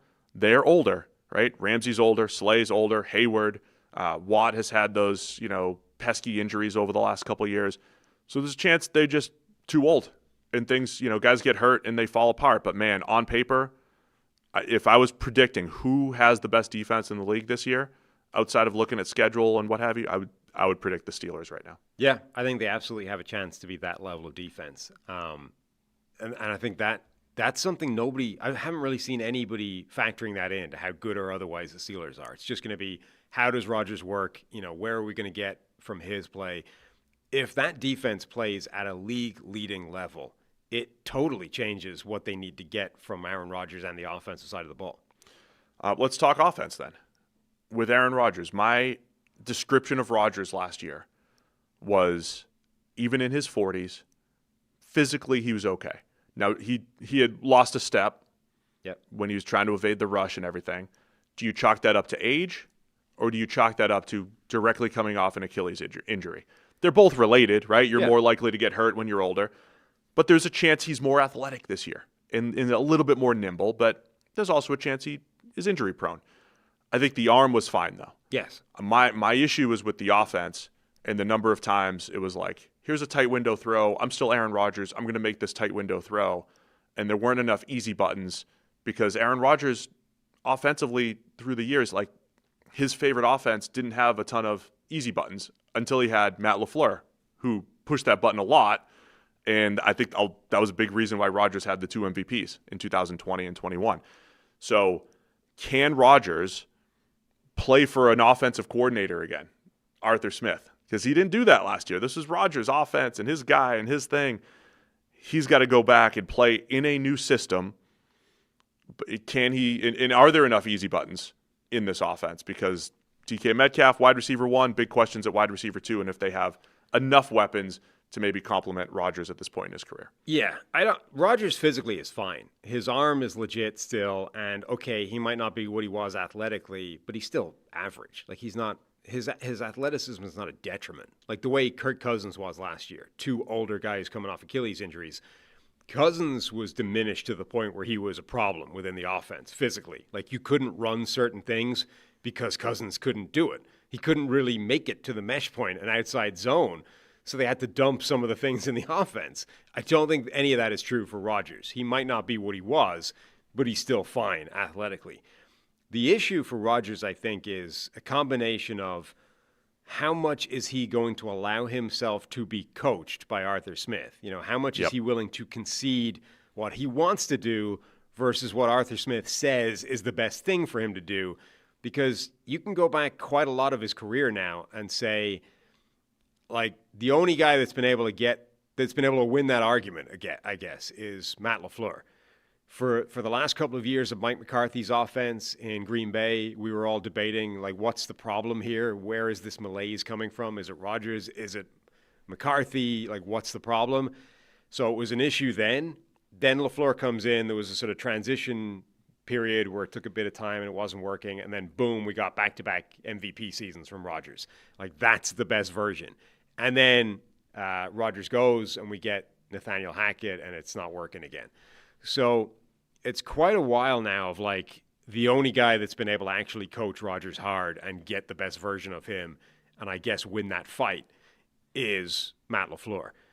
I think if this is going to work, Rodgers needs to lose that internal struggle to Arthur Smith. And even then, I don't know if it'll work, right? Agreed. But I think if it's got any chance, that has to be the dynamic. Then you get, you know, whether or not Rodgers wins or not, at this point in his career, are the tendencies that he's always had a bigger problem? So remember when, like, Phillip Rivers got old, and it's like he's just reached the point in his career where he now needs an offensive line? And Matt Ryan, same thing. Like, when those quarterbacks, you don't lose the intelligence, you don't have the ability to sort of override a weakness that you used to have. Rodgers has reached that point now, I think, where it's tough because his PFF grade remained pretty good on a throw-to-throw basis. He was still making a lot of throws, but the offense just wasn't functioning. And I think that's a product of, like, he can't overcome things anymore, and there's no easy buttons. So these are the things that need to change. Like, Rodgers needs to lose that argument internally, and he needs to hope that there's enough there within the offense to kind of overcome things that he doesn't like doing. Do you think, I mean, I thought the Jets did a decent job of setting Aaron Rodgers up last year. 2 years ago, I think the offensive line was not going to be good. And we were saying, well, I don't know if Rodgers can play behind this offensive line. Even with 4 snaps, if it had gone beyond that. But last year, they went and get Morgan Moses, Tyron Smith, and draft Olu Fashanu. Yeah. And the interior was pretty good. They were okay from a pass blocking perspective last year. But I think the Jets made the right moves as far as setting Rodgers up. It was a mid-tier, dead smack in the middle, 16th pass blocking grade the Jets had last year. Are the Steelers, are their offensive weapons in line even better than what the Jets have? I don't know that they are. No. This is not a good situation, I don't think, on offense. Like, I question what the ceiling of that offensive line is. They're young, and so that range could be really wide. I mean, Zach Frazier could be fantastic at center. He's good. Really I think he's the most consistent. Yeah, Sayamalu's solid. We don't really know what we're going to get yet out of Troy Fautanu. A tackle. Broderick Jones looks like a problem, and the other guard spot is a question mark. So who knows? I think it's quite a range of outcomes, but that could be a problematic offensive line. And normally we preach just creep back toward average. When you've got a geriatric quarterback, I think you probably want that line higher than average. I think ideally you would like your line to be good if you've got an old quarterback that has some question marks. And then receiver, I would be really interested if they kept George Pickens and suddenly you had DK Metcalf and George Pickens and the mystery box of what Roman Wilson is going to be. That would be intriguing. Absent Pickens, having traded him away, it's like now you got DK Metcalf who – sure, he's physically imposing, but he's also quite one-dimensional. And then next up is the mystery box in Roman Wilson. That feels more problematic. Yeah, and I've said this about DK a few times on the show now, too. He's always had a running mate. He's always had a Tyler Lockett. Last year it was JSN. It was really the trio for a bit of the season last year. DK as the guy. And I think there was points in Seattle where they tried to put a little bit more on his plate and not just have him run posts and slants and go balls. Can he be the straight-up go-to guy instead of just a downfield threat where I think he's at his best? So I think there's questions at receiver. I liked Roman Wilson coming out, but it's a question mark if he could be the true number two. They did bring in Jonnu Smith. They have Pat Freiermuth. I think that's a decent 1-2 punch as far as pass-catching tight ends and the big blocker and Darnell Washington. So some weapons, but I think there's questions at O-line, questions as far as the playmakers go. The one other thing I'll throw out there, rookie Caleb Johnson, really liked him as a running back. Does this really become – remember the old Arthur Smith teams when they had Derrick Henry in Tennessee? Yeah. Tannehill would throw the ball like 25 times a game. Right. And he was uber efficient.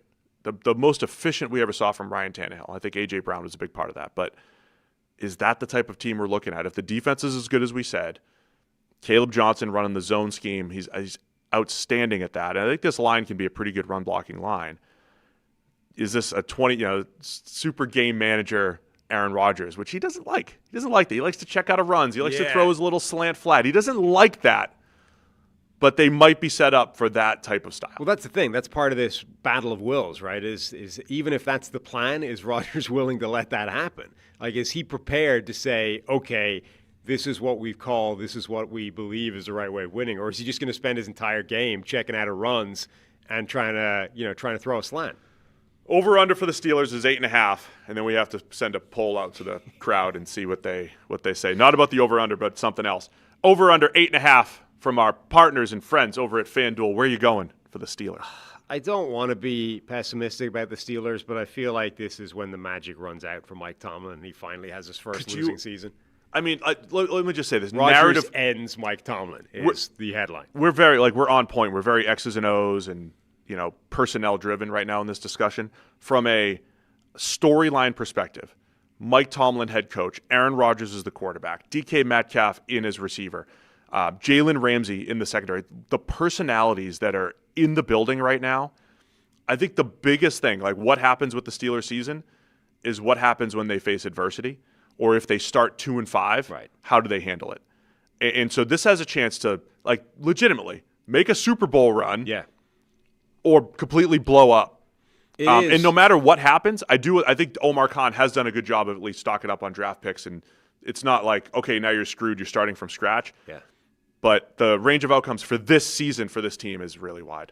It is. And it's such a fascinating combination of personalities. I mean, Rodgers, for whatever you think of him, better or worse, is one of the most sort of dominant personality traits in the NFL, in part because of what he's done, like his resume. And look at the way when he was on Hard Knocks with the Jets the first year, like he was treated with reverence in that building. Those guys were worshiping the ground he walked on. And maybe some of that luster has worn off from what's happened since, but he brings with him a lot of gravitas. Meanwhile, Mike Tomlin is one of the most, strong head coach personalities in the entire NFL, again, because of his resume. What happens the first time those two guys butt heads, right? That happened in New York, and Rodgers won, effectively. I mean, he won the Battle of Wills there, and Robert Saleh got fired, and Rodgers hung around to the end. Like, what happens when him and Tomlin go head-to-head? Does Tomlin run him out of the bit? Like, how does that work? And if the end of this, like Rodgers went to the Jets, obviously didn't save them. They won, 5 games last year, whatever it was. What if Rodgers is the quarterback that ends the streak for Tomlin as far as winning record? Yeah. So that's where the over-under is, dead smack at 8.5. I'll take the over and stay. They're still a 9-win team here. Yeah, I'm going under. For the Steelers. Question for the chat before we get to the NFC North. Can you hear the train? I mean, we're in my cousin Vinny style. There's a train out there. Now, we are 7 floors up in our undisclosed location, 7 floors up. Had we chosen, because we could have chosen any floor in this building. It's wide open. It's true. Pretty much, yeah, right? we had options. Had we chosen the first floor, this could have been an issue. bad. We could have been massively regretting it. I think we're good, but I'm curious to know if the chat can hear the train. It's one of those ones where when we were viewing the building and stuff, we were, vaguely, passively aware that there were traffic and train lines in the vicinity. And it wasn't until we signed off on everything and we were in the building and we were putting up brickwork that the train went by for the first time. And it's like, wow, that's pretty loud. That could be a problem. Will, can we put a poll up in the, It's already in the up. chat? It's in. Can you hear the train? Yeah. I can hear that's the train because we're in the building. But, That's good. That's a good test. That's a good other first people test. can. Because I was going to add some like my cousin Vinny sound bites in there. I mean, like I said, this entire room was like an echo box. It was just a blank kind of concrete box when we got given it. This entire wall is sound insulation. There's 2 giant movie theater curtains on the huge windows over there that do some sound deadening as well. And then there's a bunch of panels that kill sound everywhere. And rugs, fancy rugs on the floor. So I voted yes on Can You Hear the Train, but that's because I'm That's here. what I'm saying. So that's skewing But the we've done chat. quite a lot of work on the sound deadening. So hopefully it's killed the You train. did great. noise. Great work while I was on vacation. Yeah. All right, we're back to form. We're halfway through. We got a hard out. Boy, we got it. This is all right. Stay on point here. 15 to 18 minutes per team. NFC North. We're starting with the Chicago Bears. Bears finished 5-12 last year. Started 4-2. Very optimistic in year 1 of Caleb Williams, and then it went south. Their over/unders 8.5. The big offseason addition, of course, is head coach Ben Johnson coming in from the Detroit Lions. So they got the highly coveted Ben Johnson. The whole league, everyone who needed a coach, wanted Ben Johnson to come in. The new young mind as far as offense goes. Ryan Poles recently extended as general manager. They've really turned this roster over since he's come in. What are you expecting from the Chicago Bears this year? Yeah, I mean, for the second year in a row, I think you have to be really excited about the Chicago Bears heading into a season. The last year simply serves as a cautionary tale for just remember, as excited as you may be heading into the year, it doesn't always work out that way. But you can't not be excited now. I mean, we said it before. It doesn't mean that Ben Johnson will be a great head coach because nobody really knows that until the rubber meets the road. But for several years now, he has been the prize that everybody's been chasing in terms of like the most coveted head coaching candidate. And the Bears are the team that for the first time has been able to tempt him away, which is like a double whammy. Not only do you get the prize, but you also take him away from your division rival.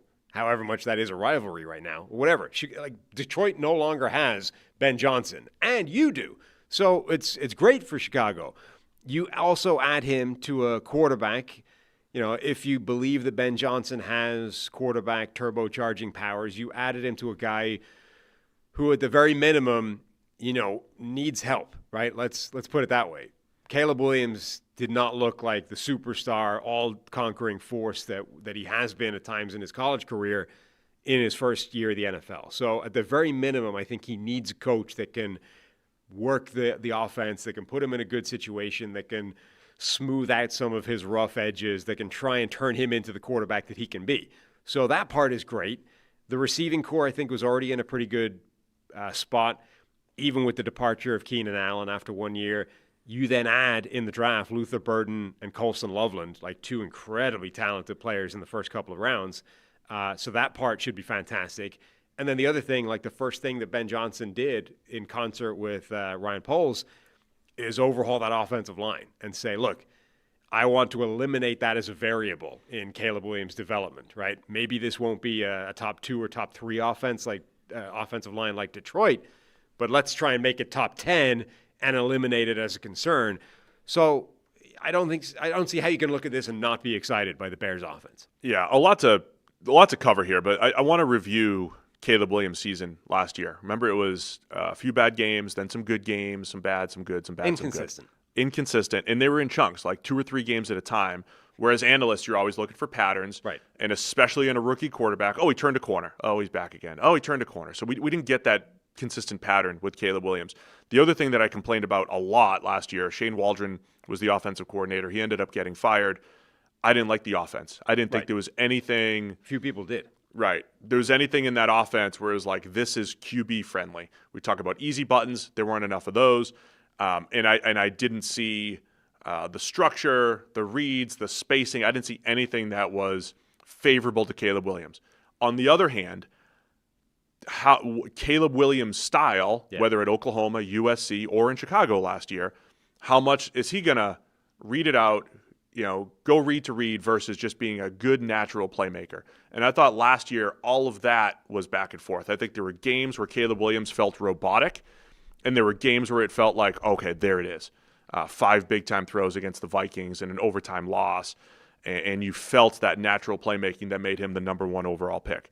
That's the biggest question for me this year is what's that balance, and how does Ben Johnson handle that balance? You described him, the paint-by-numbers quarterback of Jared Goff. Jared Goff ran Ben Johnson's system, which was unbelievable, and had really good playmakers and great offensive line. Jared Goff ran it extremely well. Where's the balance of Caleb Williams just hitting the open man in the system, within the system, versus being a natural playmaker? And from Ben Johnson's perspective, how much do you adjust your offense to, like, Goff doesn't have natural playmaking ability as much, but he's very good at running the offense. Where's that balance, and how do they figure out that dynamic? And again, Williams had that long interception-less streak. He had 6 interceptions last year, but he had 19 turnover-worthy plays per PFF. So we always talk about this dynamic of don't look at the interception totals. There was fumbles. There was a high sack rate. Still a lot of negative plays in there, even when he wasn't, quote, turning the ball over. A lot of negative plays in there. Not ridiculous as far as turnover-worthy plays, but the sacks, when you add those into it, a lot of negative plays that need to change for Caleb Williams. I think it felt like a bad combination last year. The Caleb Williams, number 1 overall, with Shane Waldron and that coaching staff, because it was almost like a force multiplier where all the stories that have come out subsequently, and obviously you have to take some of them with a pinch of salt, or at least moderate how extreme they are. But there were so many reports about like a lack of attention to detail in terms of installing the offense, in terms of, putting the offense together, the quotes that you hated about how he wasn't really set up to watch film properly. And the point there is not that Caleb Williams was literally sitting there with a clicker in his hand having no idea what to do. It was that nobody had sort of instructed him with, like, here's how we want you to watch film. Here's the step-by-step process. Here are the takeaways we want you to take from this. Here are the things we want you to process while you're, like, nobody had, helped him to watch film to the point where it was useful. So you put that together with a quarterback who's always going to play a little bit outside the lines anyway, and, muddy the waters and, play outside of the structure. So that those two things in concert, like, drag everything in the same direction in a way that isn't helpful. Caleb Williams was getting comps to Aaron Rodgers and Mahomes, 2 quarterbacks who also like to play outside of structure quite a bit. But this feels like the nightmare scenario where, when Mahomes was being drafted and people were like, well, what happens if he just tries to play outside of structure all the time? That's kind of what happened last year. Like, what happens if you take Mahomes and put him with a coach who's fuzzy on the details, right? As opposed to, you take Mahomes and you put him next to a quarterback guru and an offensive mind who's big on details, who has a plan, who wants to do various things, A, B, C, and then you add on Mahomes' ability to ad-lib on top of that. That's great. That's a fantastic combination because they complement each other. This felt like the 2 strengths were the same and the 2 weaknesses were the same, and they made everything worse. They amplified each other's problems. So I think at the end of the day, I don't know that Ben Johnson has like a system per se. I don't think he's Kyle Shanahan. Kyle Shanahan has a system that, continues to grow, but he would take quarterbacks, plop them into his system, and find the guys that executed it well, scheme it up, teach them how to do it, and great results. I don't know that that's necessarily Ben Johnson. He's got all these trick plays, but he takes a lot of shot plays, and I think I think Ben Johnson is more of an adjust to the quarterback type of play caller. We'll see. We haven't seen him in non-Jared Goff scenarios. But Caleb Williams, the reason why he went number 1 overall, he can throw from the pocket. He can throw on the run. He's athletic. He can scramble. He can do a lot. So I'm interested to see what Ben Johnson, what he taps into, getting design plays, getting him out of the pocket, because I think he's still outstanding throwing the ball on the run. Deep ball was very inconsistent last year for Caleb Williams as far as accuracy and timing and touch. I don't know that that's necessarily his game, but then you add in Ben Johnson as the dial-it-up guy, the number of times that he got their speed receivers behind the defense in Detroit, that might offset some of the deep passing woes, say, that Caleb Williams has. So it's not just one-on-one, give your guy a chance. It's like, all right, this is the deep post that's wide open because of the scheme. So I think there's a lot of potential here for this Bears offense. Rome Odunze in year 2, got to keep an eye on him. And again, what you said at the beginning, a lot of the investment this offseason, shoring up the offensive line. Joe Thuney comes in immediately, one of the best pass protecting guards in the NFL. That helps. Colston Loveland and Luther Burden. Burden finally getting on the field as of record time today in training camp. So they have a chance to have a good group of pass catchers, the two-headed monster at tight end of Cole Kmet and Colston Loveland, an improved offensive line. Left tackle is the position battle to keep an eye on. Braxton Jones battling to keep his left tackle spot with a couple other guys up front. But I think the other 4 spots are looking pretty good on that offensive line. And so I think the offense, I can't wait to see it, man, to see what Ben Johnson and Caleb Williams can do. And I'm excited to see, Ben Johnson, a guy who loves trick plays. Luther Burden with that, as a coach, I think could be exciting. Luther Burden, whatever you think about his, capacity as an all-round route runner and a complete wide receiver, is just an absurdly dynamic ball carrier with the ball in his hands. Keep an eye on Burden. I think there's another. I see someone in the chat comparing him to Kadarius Toney. Between Todd McShay's rumblings about some of the off-field or his ability to opt out of games or whatever he was questioning, other people I've talked to around the league, I think there was some teams who were just out on Burden generally, but he's really talented. And so we'll see how that dynamic works on that offense. Defensively, it was almost like the Bears, and when you're in rookie contract world, you can do this. They were just like, we're stocking up on the trenches. That's it. That's where we're going. Signed Grady Jarrett after he got released at defensive tackle. Dayo Odiengbo comes over from the Colts.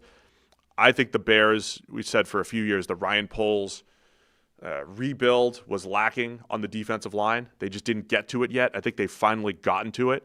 Montez Sweat coming off of one of his worst statistical season, but he was playing through an ankle injury for much of the year, and you could see that noticeably. They have a chance to have a pretty good pass rush, probably the best pass rush that they've had in the Ryan Poles era. And they've had a pretty good defense these last couple of years, so they have a chance to be good on this side of the ball as well. Yeah, they've got some really good players on defense. Jalen Johnson, star cornerback. Kyler Gordon, fantastic in the slot. Kevin Byard is still a really good safety. Montez Sweat is a really good pass rusher. Grady Jarrett is an interesting signing. They gave him quite a lot of money, and he's been a very good NFL player for his career. He does, however, look like he's basically hit the end of his career at this point and has stopped becoming that player. So it's an interesting time to give him quite a chunk of money, which felt like a sort of reaction to the relative lack of impact from Gervon Dexter and Zach Pickens, the defensive tackles they drafted in the last couple of years. I don't know if he's fixing it, and that could still be a real weakness for them, that interior right up the middle, which stresses the linebackers, TJ Edwards, Tremaine Edmonds. So, I wonder if that's an Achilles heel to this defense. But if Grady Jarrett is able to bounce back and be anything like the player that he has been in the past, then that could be a really nice defensive line. Yeah, Andrew Billings last year I thought was playing pretty well before he got hurt as far as a big-bodied nose tackle, and I think that affected just the strength in the middle of that defense. Gervon Dexter has played pretty well. He's a better pass rusher than run defender. I just don't think they have a whole lot of hold-the-point type of players besides Billings. So, yeah, I'll be keeping an eye on their run defense. Position battle-wise, cornerback 2, opposite Jalen Johnson, Tyreek Stevenson. Yeah. Slated as the starter. He's been okay. Remember, their entire season started to unravel when Tyreek Stevenson, the Hail Mary against Washington. They had a game 1, Tyreek Stevenson's taunting the crowd and ends up being the guy that blows the play, gets caught by Washington. Literally, that's like the hinge point in their season where they went from 4-2 or whatever it was at that point to basically losing almost the entire way out. Yeah, he created a meme, and the Bears season fell with it. I'll just say high level with the Bears. I think the roster continues to get better under Ryan Poles. I don't know if it ends up showing up in the win total. I think they'll win more than 5 from last year. But it's a tough division, man. I mean, at the end of the day, last year at this time, we were like, hey, is the NFC North the best division in football? And in week 6, everybody was 4-2 or better. Right. It was like, yeah, we were right. It was. And then you got to play each other. And it's tough beating the Lions. It's tough beating a good Vikings team and a good Packers team. And things fell apart for the Bears. So it's easy to like add that narrative, but they were in a tough situation, rookie quarterback and everything that they had. So I think they'll be better this year. I think Ben Johnson will get them moving in the right direction. The question is, will they be over under this 8.5 number from FanDuel? Right. Will it show up in the win column? Because I think they're moving in the right direction, better on both lines of scrimmage. Defense was sneaky good the last year and a half or so, really since trading for Montez Sweat. So a lot of pieces around there, but you're still in maybe the most difficult division in football once again. So, yeah, I think those two things can be true. And I expect them to be better this year. I think they'll win more games than last year. But I think they might also still go under that total because we expect the Lions still to be one of the best teams in the NFL. And it would take a lot for them to – well, not a lot. It would take quite a few things happening for Chicago to be better than either or both of Minnesota and Green Bay. So they could be way better than last year and still be the 4th best team in the division, which – I mean, if you're the 4th best team in the division, it's quite hard to win 9 games. My one prediction I want out of you. What do you think we're saying about the Caleb Williams-Ben Johnson combination halfway through the season? Halfway through the season. Say halfway and then at the end. Like, are we saying match made in heaven or still figuring it out? Where do you think it starts and where do you think it ends at the end of the year? Halfway through the year, I think we're going to be pretty excited about what it's doing, the combination of the two. You know, everything's good. It's basically a continuation of the offseason narrative that it's the perfect combination. By the end of the entire season, I think we'll be a little bit more on the fence about it, and it was way better than year one, but we're still short of like he's arrived. Like it's going to be in the sort of Baker Mayfield bucket of, you know, off the back of half of a good year in Cleveland, and we're like, maybe next year he'll be a superstar, that kind of area. I think we might be saying one more year of building for the Bears. And I don't think that's unfair, given the division. I think you might be asking about the running back situation. Do they have, they didn't really attack running back outside of a 7th-round draft pick. I think we might be looking at, man, just give Ben Johnson his elite runner. The O-line's going to be good. Give it another year with these playmakers, with Odunze, with Burden, with Loveland. I think we're going to be really optimistic about 2026, but for now I'm going to go under the 8.5 for the Bears. So I'm going to say move it in the right direction. I don't know if it shows up in the win total this year for the Bears. Let's go Detroit Lions. Welcome, Lions fans. Here to pay the bills again. How do you feel about the new studio? bills. Lions fans, let us know. 15-2 last year. Dealt with a plethora of injuries, and it didn't matter. I think the Lions have been, for me, the model of team-building excellence over these last few years. I think they're the team, nothing against Jared Goff, they're the best team over the last few years that has built the thing brick by brick, much like you built this studio brick by brick. So you put each of these bricks in by hand, just like Brad Holmes and Dan Campbell. Brick by brick, built a juggernaut where they became an elite team, not because of the quarterback. And again, this isn't anything against Jared Goff. He's a very good quarterback. But a lot of the turnarounds are like, oh, you just drafted Mahomes. You just drafted Josh Allen. You just drafted Lamar Jackson. The Lions have built a juggernaut brick by brick with Brad Holmes and Dan Campbell.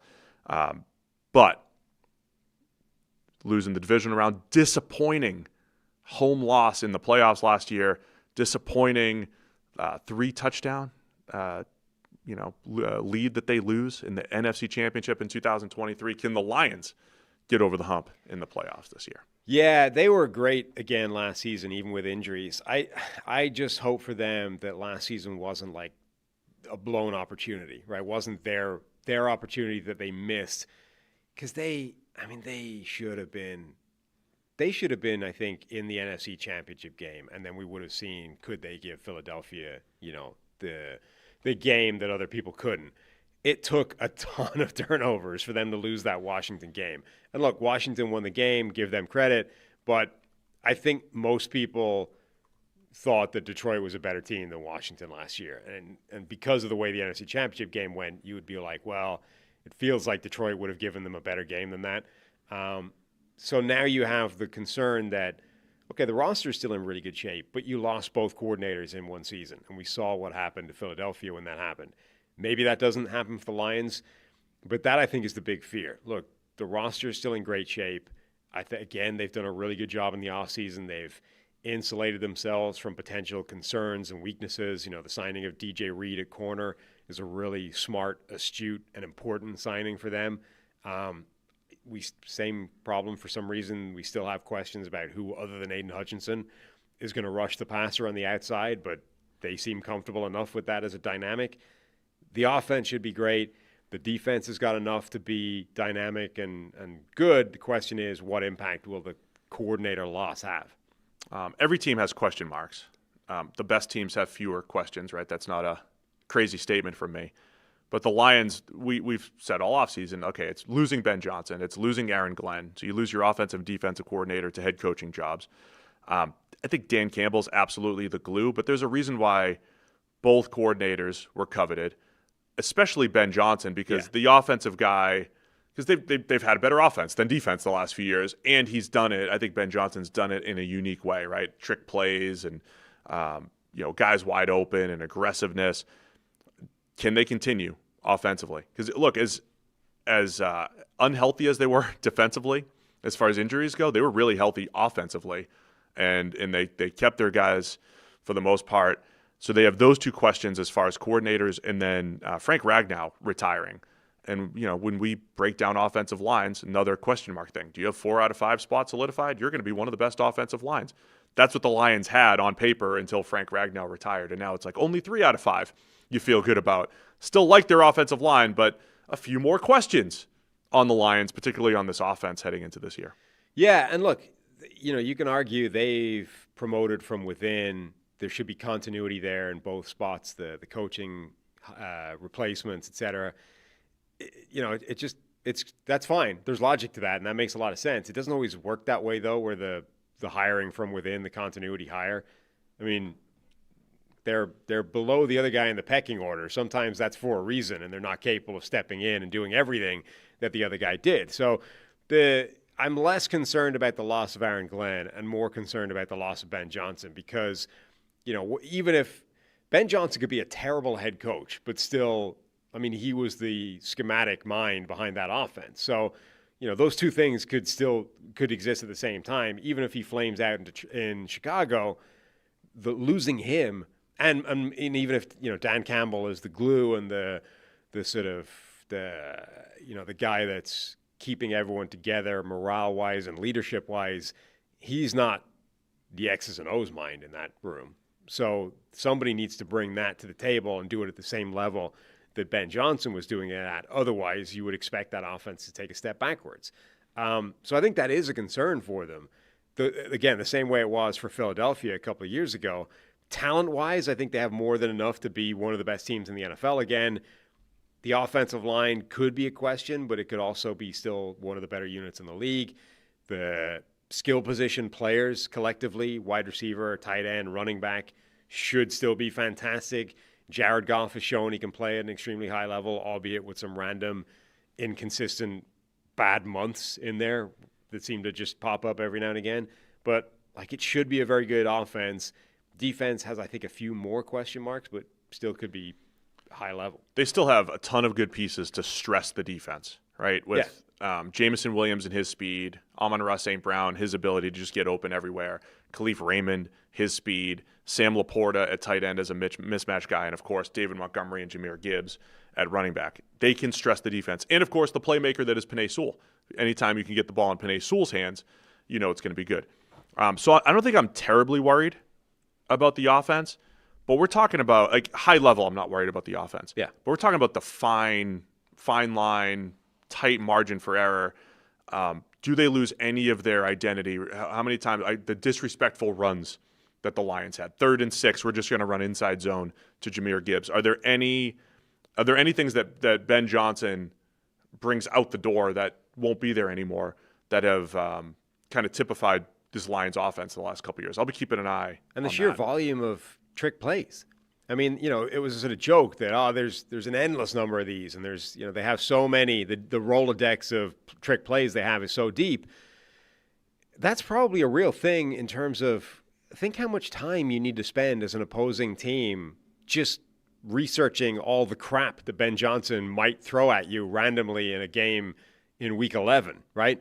If the new offense does not have the same depth of tricks up its sleeve, it probably is easier for, defense to manage because you don't need to spend days, researching and defending and staying disciplined with these random, trick plays, the stumble bomb and everything else they've got, the Penei Sewell plays.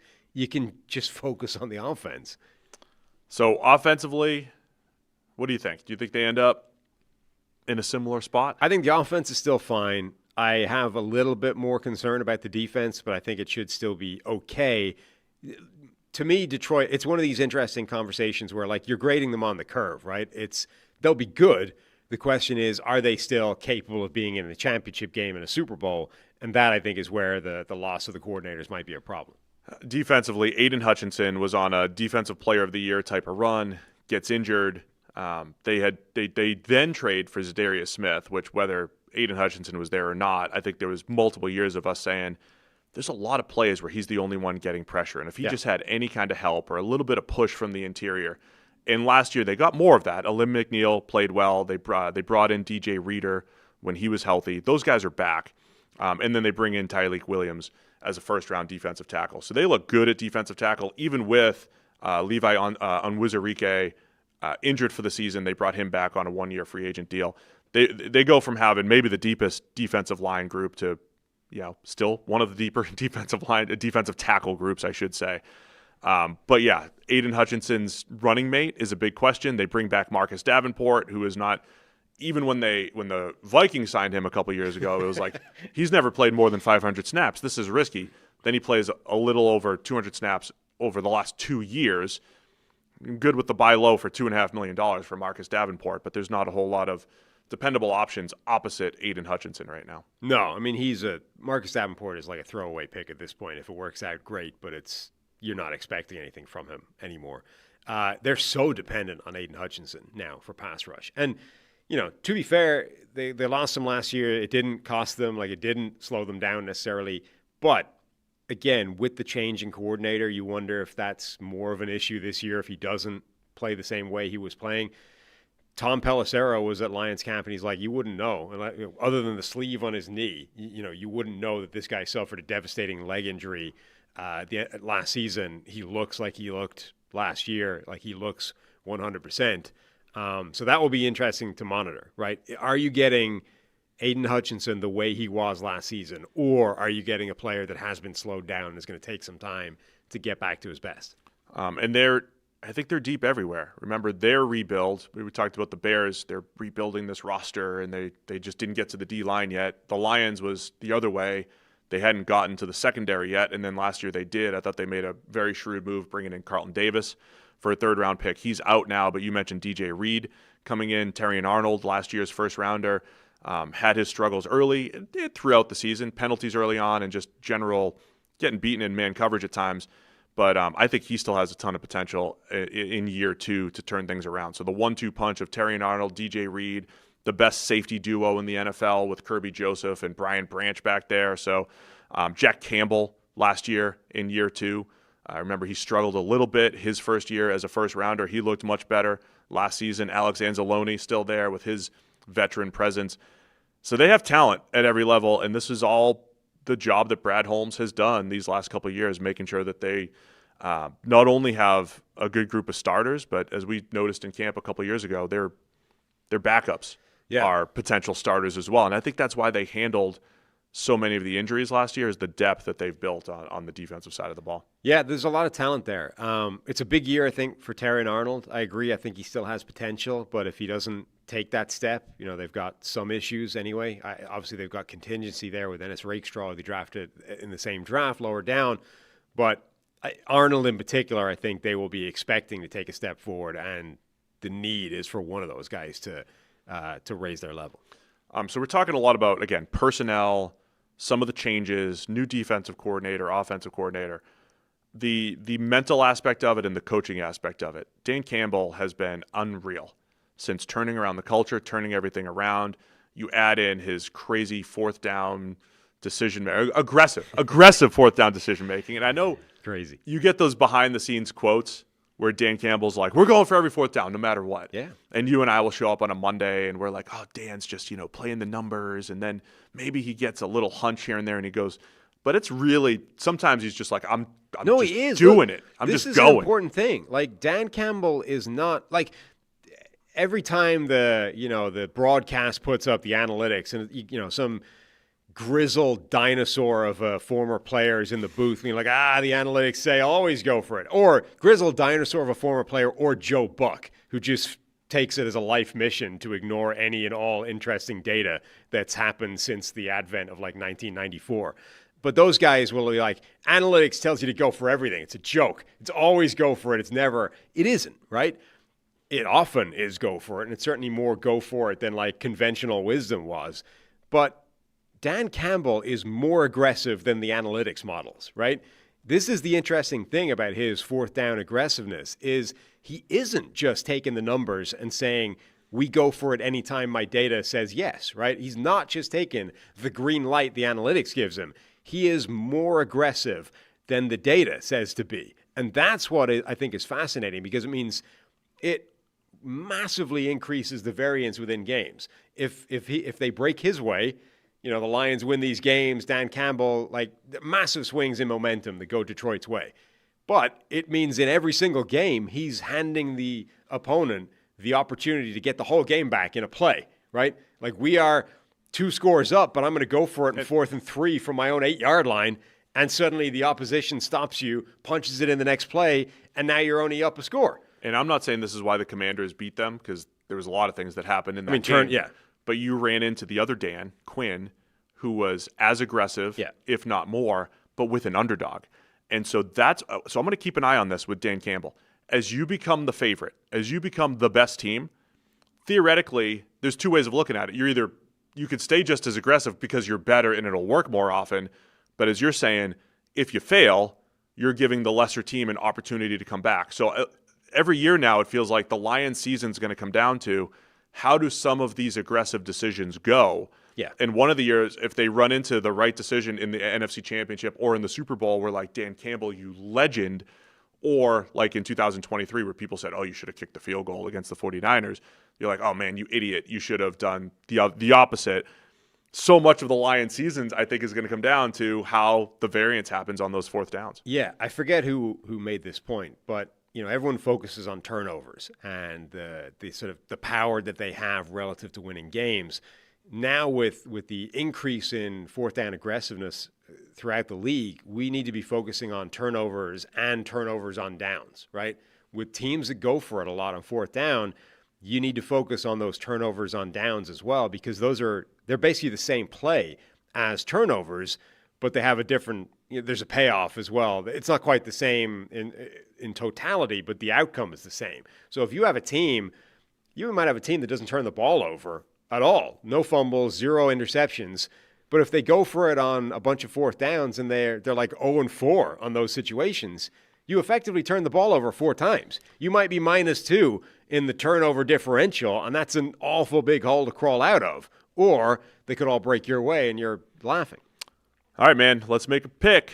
Over under 10.5 from our friends over at FanDuel. Where are you going with the Lions for this season? Over. I think if and when they run into problems this season, it will be a postseason problem, not a regular season one. And I know our audience. I'm a big fan of what they've done in Detroit. I'm going over as well. Over the 10.5 for Detroit. This is their year. This is your year. Lions fans, appreciate you guys. So it's Baltimore and Detroit in your Super Bowl based off this is your year quotient. Yeah, until we break down some other divisions. Because they're not going to watch. You say you stole out early. Yeah, you boxed yourself into a corner pretty quickly. It's all right. Two more teams to discuss in the NFC North. We're going Green Bay Packers next up here, 11-6 last year, third in the NFC North at 11-6, and they're still in a good spot. They're still fairly young. Jordan Love, third full year as a starter coming up here. Their over/under is 9.5. Of all the teams, the Packers have this general style of draft and develop and not make a ton of flashy moves in free agency. They did bring in Xavier McKinney last year. That paid off. So they picked their spots. This feels like a team that they're just less flashy in the offseason. Will it be enough to overcome the Lions and the Vikings in particular in the North of this year? Yeah, that's their question. I think Green Bay is fairly well entrenched now as a good team. The question is, have they done enough this offseason to make that jump between good and great and be able to be in a championship game, be able to win the playoff games against the best teams, and be able to really threaten for a Super Bowl? It's probably too simple to break it down this way, but I think it's directionally sound last year. Every time they ran into a real contender, they lost, right? That's basically the way their season broke down last year. They beat all the other teams, and then when they ran into a legitimate contender, Detroit, Minnesota, Philadelphia, they lost the game. And some of those were really close, but I think that was kind of directionally sound in terms of what they were last year. They were good. They weren't able to be great. Let me do my own version of oversimplification, because I think you summed it up pretty well. They were a tick below. Turned back the clock a couple years ago, and we said, man, this Packers team is so young. They've loaded up on draft picks and intriguing young players. And if Jordan Love is good, man, this 2024, 2025, this is what we said a couple years ago. That's the year for the Packers. Are we still believing that? Are they still young and set up to make this run? I don't know that they are, but here's the one X factor is the guy that our boss, Mike Tannenbaum, predicted to be MVP this year. When you're looking at this deep NFC North, I don't think the Packers have the best roster. I think they're third, maybe fourth. Roster-wise, they might be worse than the Bears. On paper, roster-wise, hear me out. But they've got the quarterback that they can carry them more than anyone else in the division, between Jared Goff, between J.J. McCarthy, between Caleb Williams. If Jordan Love plays at that high-end elite level that he did for about a stretch of 10 to 12 games in 2023, that's my oversimplification. When that stretch of play from Jordan Love, his feel in the pocket, his ability to throw off platform, on platform, in structure, outside of structure, big time throws on third and longs, some of those plays he made against Dallas in the playoff game. If Jordan Love plays at that level, Packers could be the best team in the division. If he's just pretty good, I thought last year he was okay, injured early in the season, missed a couple games, came back. I don't think there was anything special about Jordan Love last year. We saw way more special in his first year as a starter. 17 big-time throws, 17 turnover-worthy plays last year. In 2023, he had 37 big-time throws. If we have another, and that's including the playoffs, if there's another 35 to 40 big-time throw season from Jordan Love and he's playing special football, they have a chance. If not, I think they have a chance to finish last in the North. Yeah, where Jordan Love settles in, I think, is a big variable for this team. He was absolutely spectacular in the second half of 2023. Now, complicating last year is that he dealt with some injuries, right? And that always gets lost when you just sort of look back retrospectively at a guy's stats or a guy's grade or whatever. You sort of forget, who was playing through injury, who dealt with what, and it just all gets thrown into the hopper. So, Jordan Love was hurt last year for a lot of last year. So does that represent where he's going to be, or is that, 75% of what he can be? We've seen the ceiling that he's capable of the second half of 2023, and then we've seen him play at varying other degrees throughout his NFL career. I think getting an idea of, is he going to be able to settle in, even if it's not the second half of 2023, can he get somewhere near that and settle into a baseline there, or is he just going to be an inconsistent quarterback who is streaky, goes on runs of good, goes on runs of not so good. But we're all focusing on the wide receivers, what he's got in terms of weaponry. I think a big variable is still what he is himself. Like, is he capable of playing at this really high level week in, week out for a full season? In the debate about do you need a number one wide receiver, in theory, I don't think you do. In practice, I've certainly seen the impact that Tyreek Hill had on Tua and the Dolphins, that A.J. Brown had on the Eagles. Jamar Chase on the Bengals without Justin Jefferson on the Vikings. You see, now, there's only a handful of those guys. Yeah. At a lower level, let's say Mike Evans. I think Mike Evans is a tick below all those guys, despite the streak. Mike Evans has a pretty big impact. You've also seen, sometimes teams like Matthew Stafford played better football after he lost Calvin Johnson. And he found a way to spread the ball more. So do you actually need the alpha receiver? I don't think so. But it's more about, do the Packers have the right receivers or enough receivers? All of their receiving group has shown flashes at some point. Romeo Doubs, Mr. August. Jalen Reed has some games where he is outstanding. Dontavian Wicks had some games where he was great. Christian Watson looked like the next great deep threat in the NFL a couple years ago, but has battled his injuries and inconsistency. And now they draft Matthew Golden. I don't think Matthew Golden has to be, quote, wide receiver one, but they just need to be good. As a receiving core, they need to be good and consistent. Do they have enough of those pieces to complement what we're saying with Jordan Love? It's one of the most interesting receiving cores in the NFL.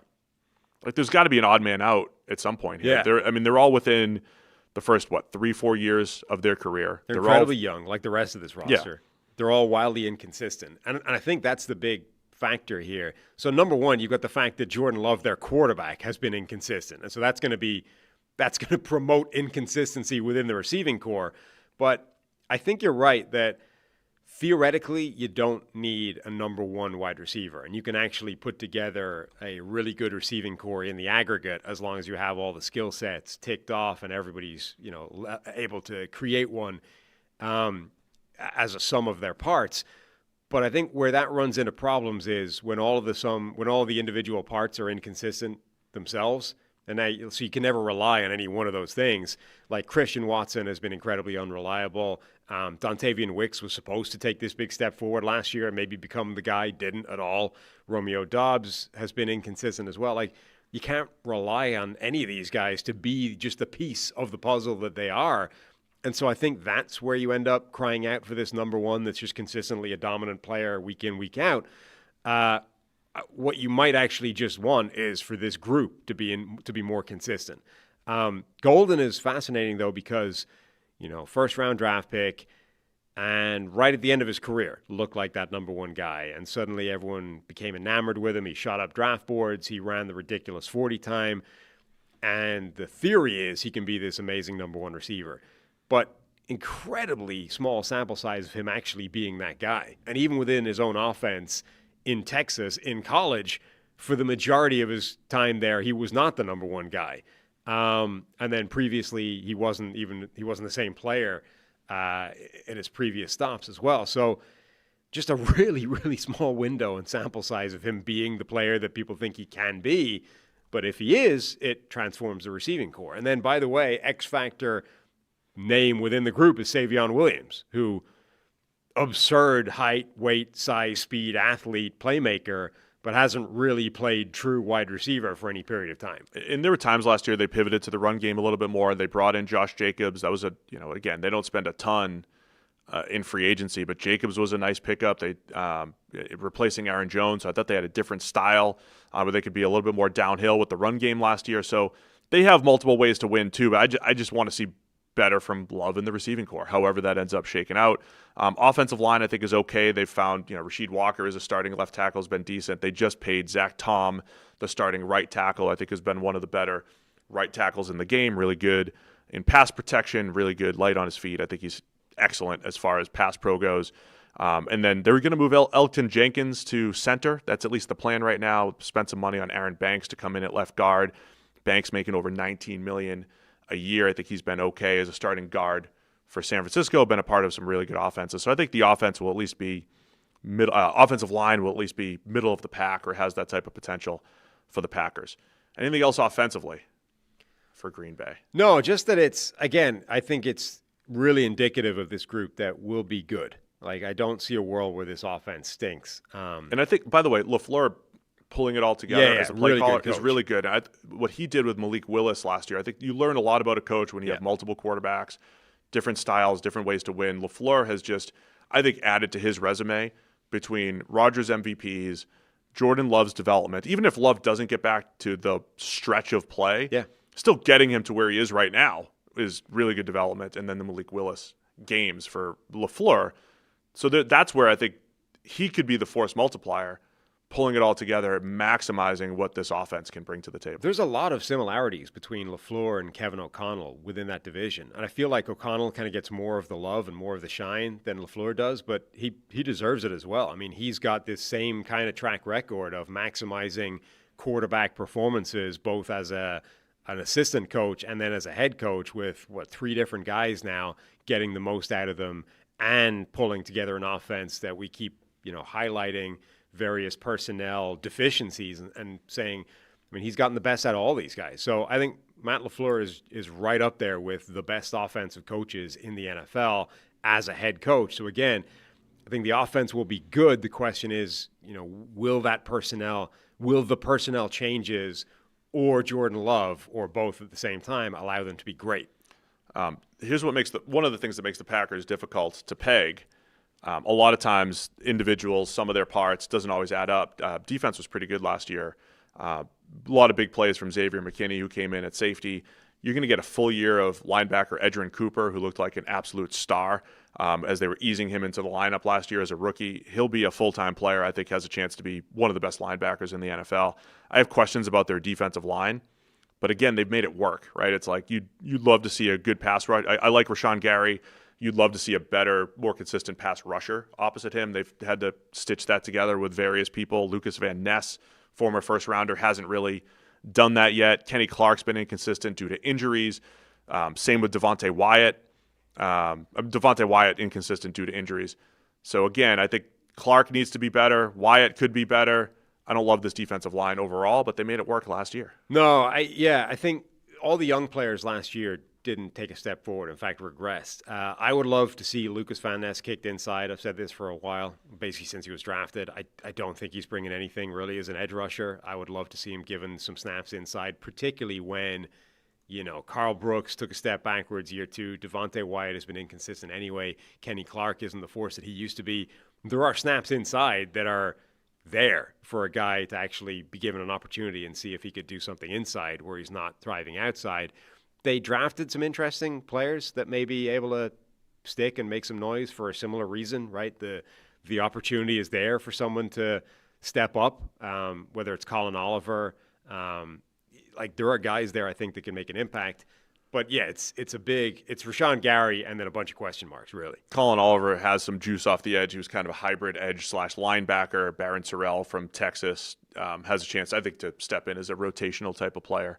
Yeah, Warren and 2 Brinson very as different well, players, like tackle. a sort of wild upside project versus a guy who I think a lot of people just pegged as a very solid, maybe limited, but solid immediate impact type of player.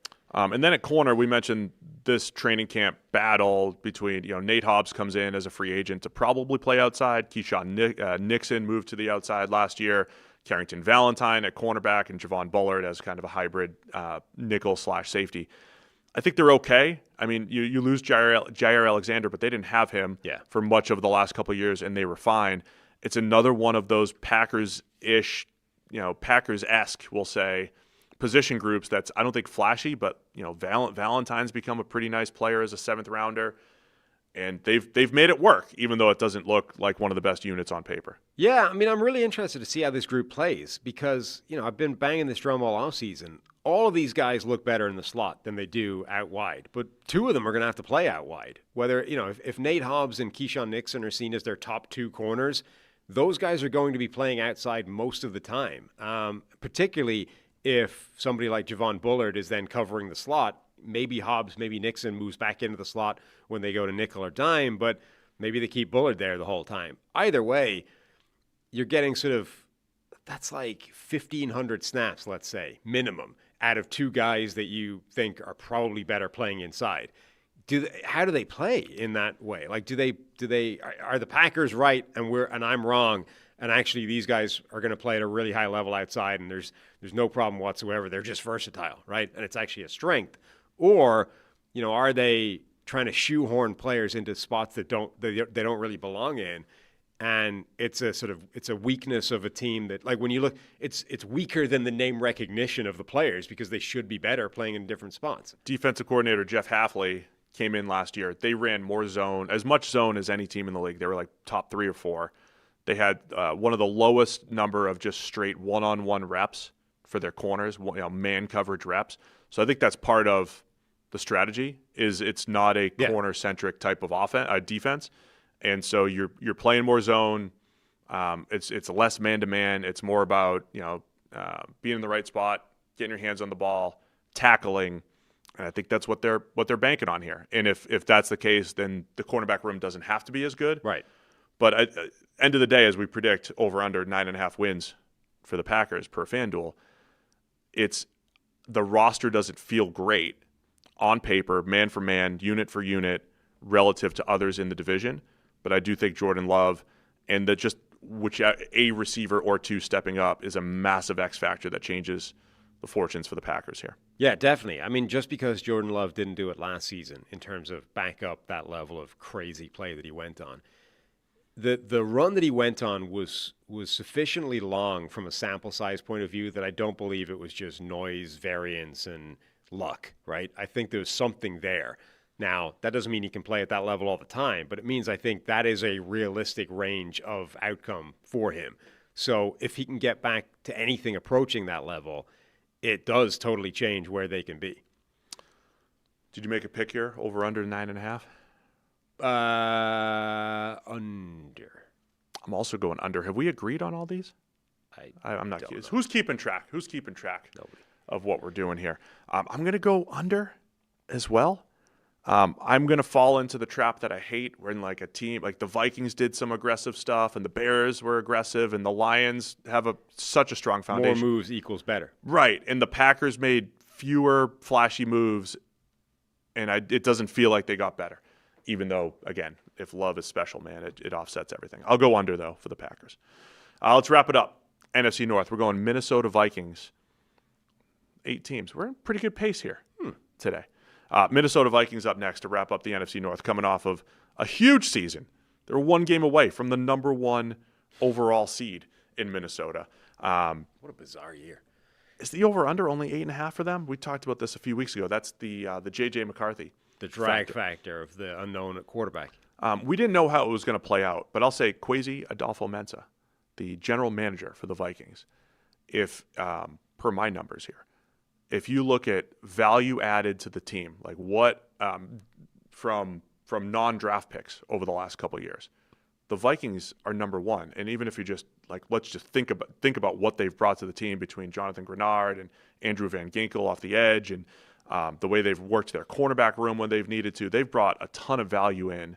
T.J. Hawkinson trade a couple of years ago from non-draft picks, and that's put them into not only playoff contention, but team that could have gone on a Super Bowl run if things Sam Darnold didn't collapse down the stretch. They've built a good enough roster that Sam Darnold could go out there and put up this incredible season and sign a big contract with Seattle. So yeah, I think it's been an interesting run, I think, for Kwesi and Kevin O'Connell, where it's not a build through the draft operation at the moment, either in volume or in actual hit rate. But they've built, I think, one of the deepest rosters in the NFL over these last couple of years. It is a very complicated analysis for Kwesi, because I think you're right. In terms of free agents and those types of things, he's done a really good job. I don't know how much credit you can give him for the Sam Darnold thing on the basis that it was theoretically just a bridge quarterback signing who somehow put in an insane season out of nowhere. I'm not sure that was a realistic prediction.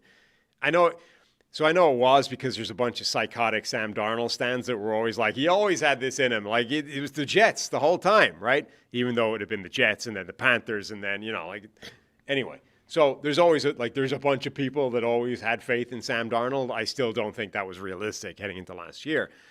But then also you add in the draft and you're his first draft was almost a disaster in terms of Lewis Cine, didn't look like he was going to be an amazing pick, and then had a very early catastrophic injury that probably changed the course of his career. Second pick was Andrew Booth Jr., a corner who's been a disaster and is now on to different teams.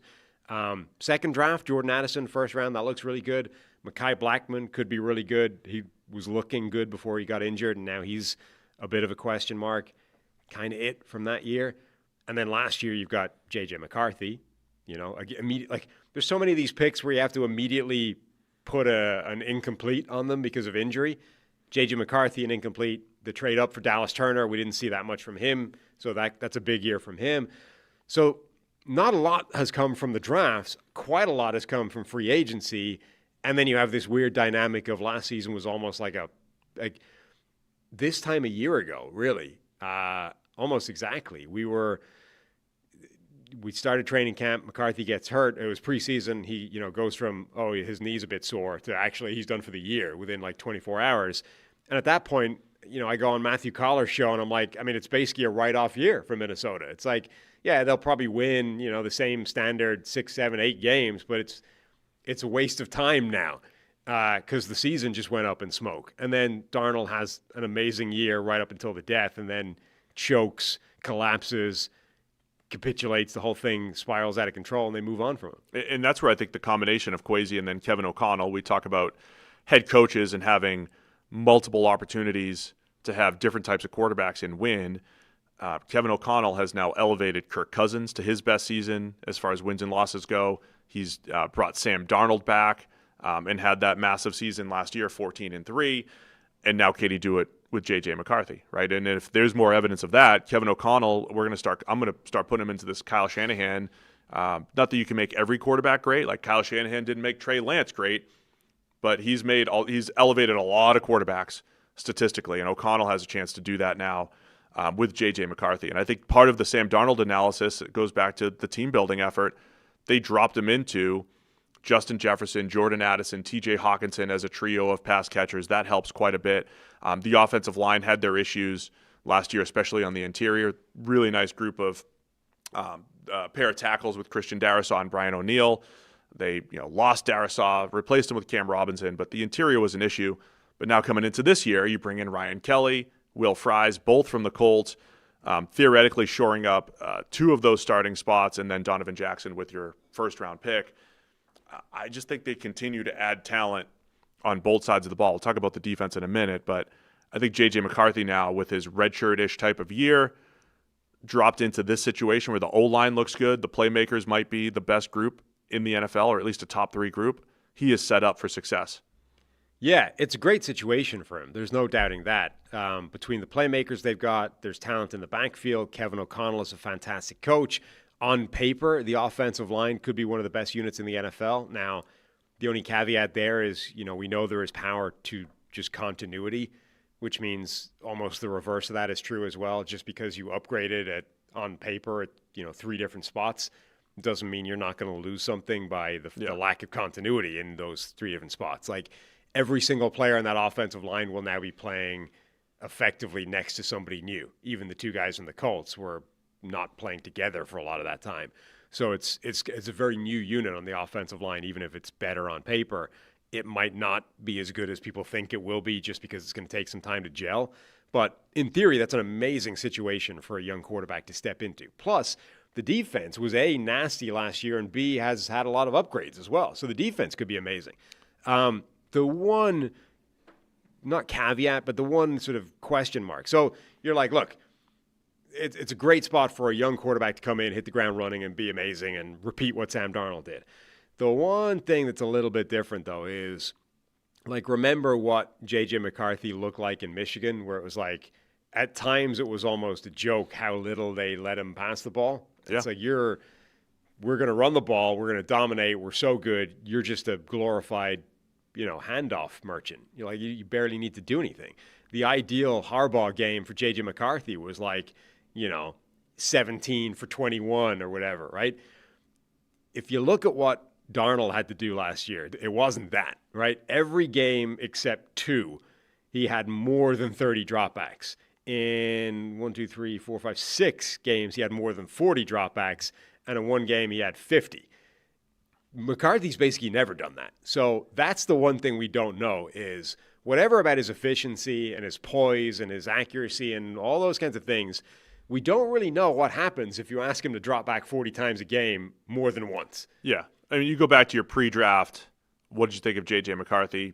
Good athlete, throws well on the run, like the way he maneuvered the pocket, goes through reads, never had to carry the team. Right. And not only that, but I go back to that Penn State game that year, literally didn't throw the ball in the second half of the game against Penn State. 10 dropbacks in the game. Yes, and there's elements of, they were so loaded on the offensive line and with their running back room, and that's how they wanted to win. The other hand, okay, fine. Even if that's the case, even if it's only because the rest of his teammates. It's not necessarily an indictment. Yeah, no, it's not saying you haven't seen it. It's because you haven't seen it. It's not saying like they believed in him so little that they never let him throw the ball. It doesn't have to be that. Right. It's simply because they did that, even if it had nothing to do with J.J. McCarthy, it means that we have no idea what happens if you say for the next 3 weeks you're going to be passing the ball on average 42 times a game.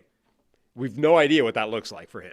So, look, I can't wait to see that one too. I get so excited at this time of year because all of these storylines, as a fan, I want to see how this unfolds.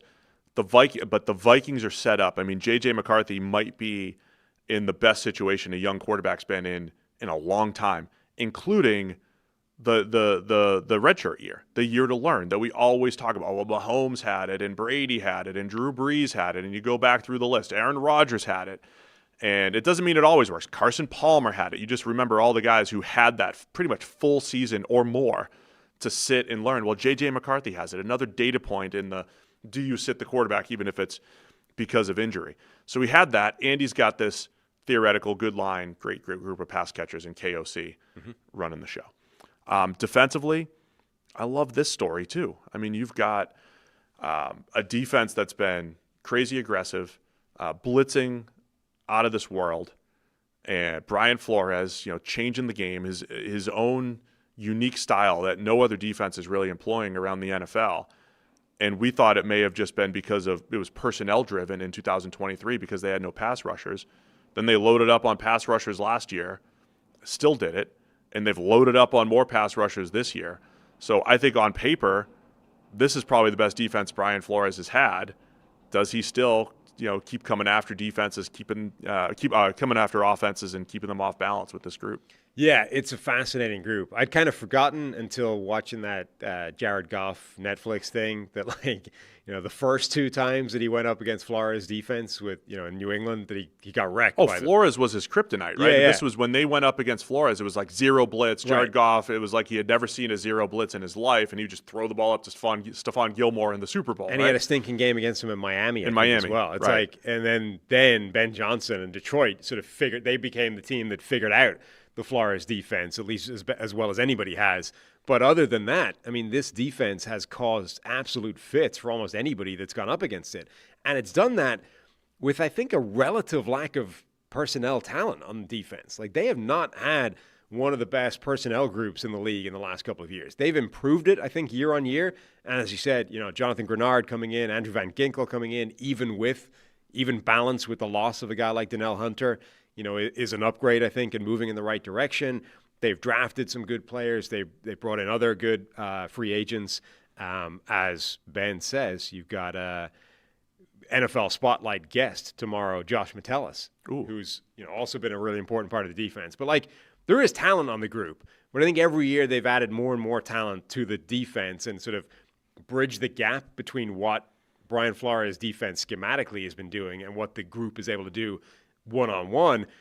Fascinating this offseason because you add Javon Hargrave, Jonathan Allen, 2 guys who on their resumes have been 2 of the most disruptive defensive tackles in the NFL. Now, the caveat there is certainly in Allen's case, hasn't really been for a while. Hargrave's case, not coming off his best year and been injured. But if those 2 guys could recapture anything like that for him, this defense could be scary. Well, that's why I wanted to see how Allen and Hargrave are deployed, because even Allen last year, again, the PFF grades need context. They're at 56 for Allen, 60 for Hargrave. Sure. I don't think either one's great in the run game, the way they've been deployed. I think Allen still has enough quicks and juice to rush the passer, and I think Hargrave does as well. And remember, Allen, like he suffered what was termed a season-ending pectoral injury, I think, at the time, and then came back, and his first game back was like 9 pressures or whatever. But he generally just doesn't hold the point really well or whatever it might be. But the Vikings, as I mentioned last year, they didn't have any great PFF grades from any of their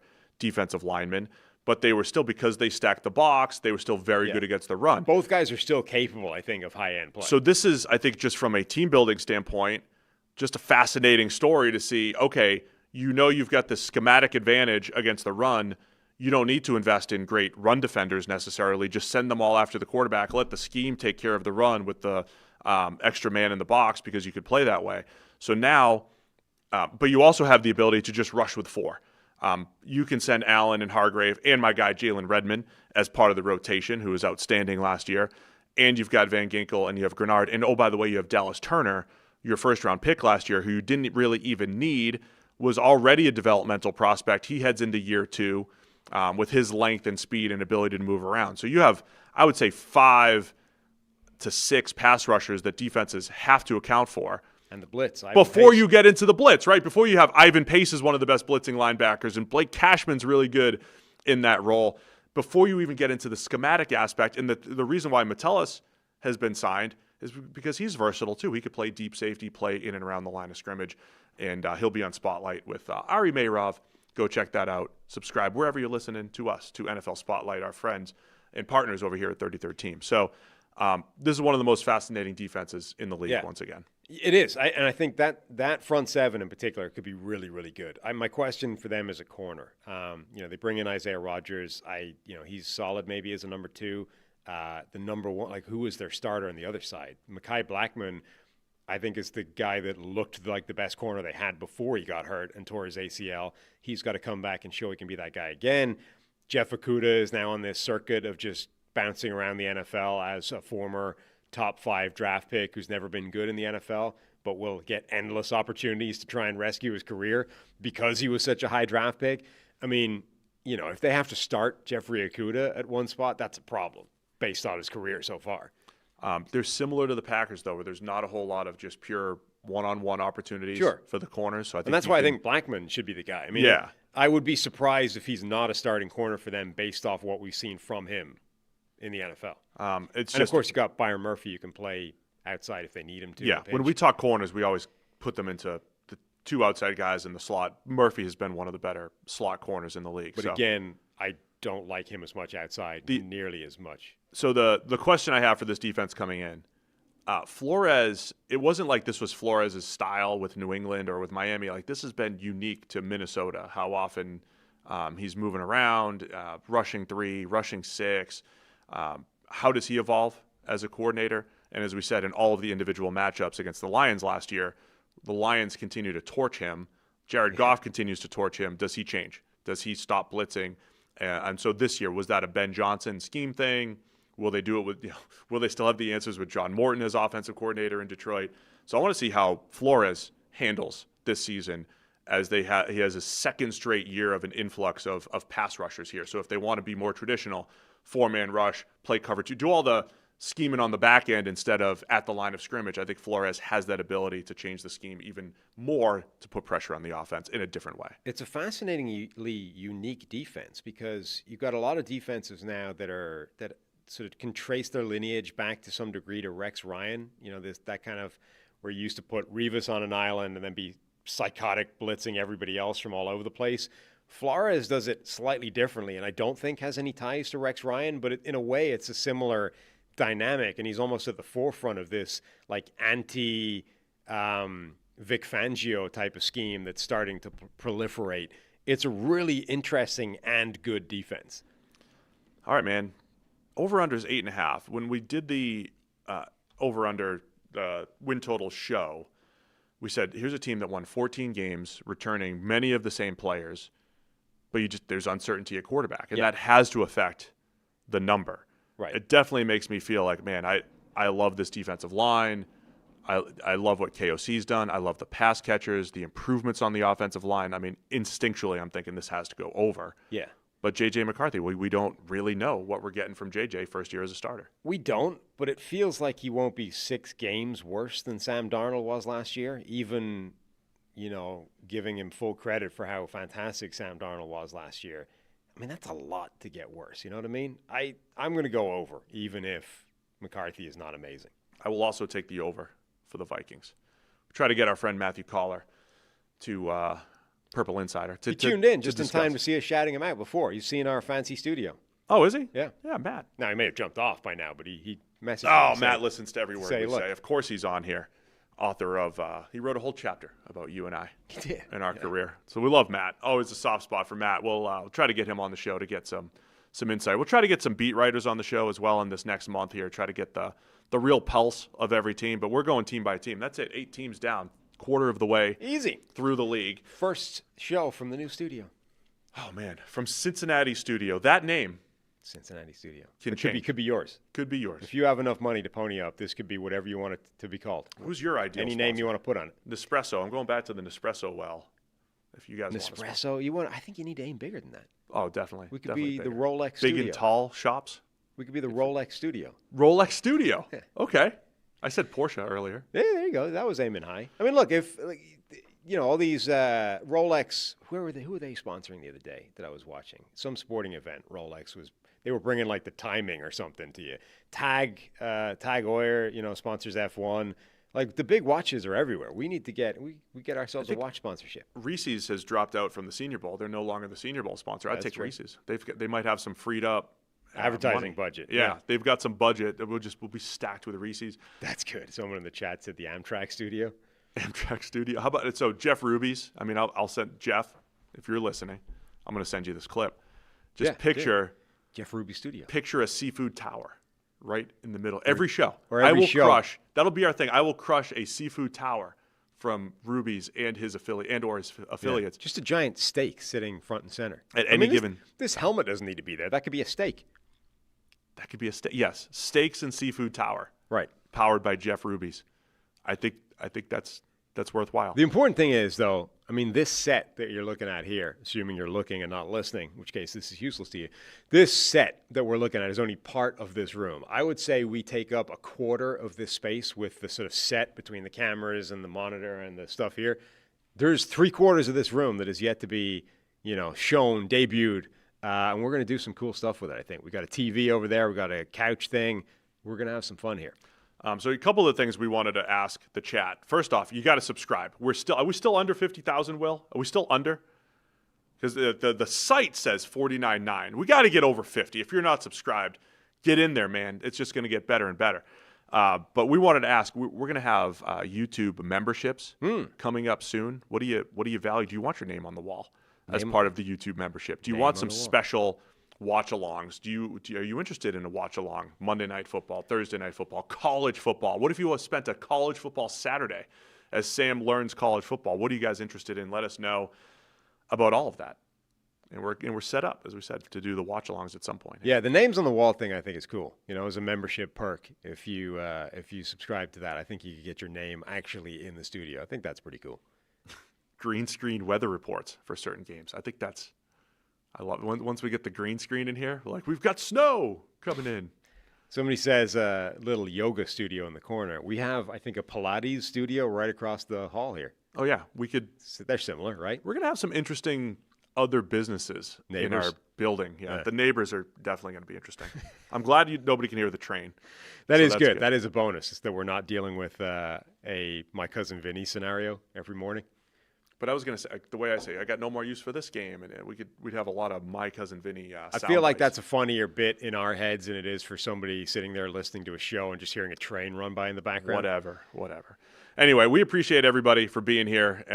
Presumably going to be over 50,000 by the time most people hear or watch this. Enabling us to do this. And that's just on YouTube. If you guys are listening, of course, all the same audio is going to continue. When we get into the season, we'll be 9 a.m. live Monday, Wednesday, and Thursday. Usual schedule: Monday review show, Thursday preview show, Wednesday. Monday we're at 7, right? I'm sorry. Yeah, Monday's at 7. Yeah, Monday 7, Wednesday and Thursday at 9. Mm-hmm. Trying to sleep in. Yeah. On Mondays. Couldn't sneak that past you. No. All right, that it for us today? Yeah, I think so. All right, we'll be going division by division over these next couple weeks. Thanks to everybody for tuning in. Appreciate you joining us at the new Check the Mic studio. We'll see you again. When are we back? Wednesday? We add in a Wednesday show this. We'll see you next time Yeah, next time. on Check the Mic.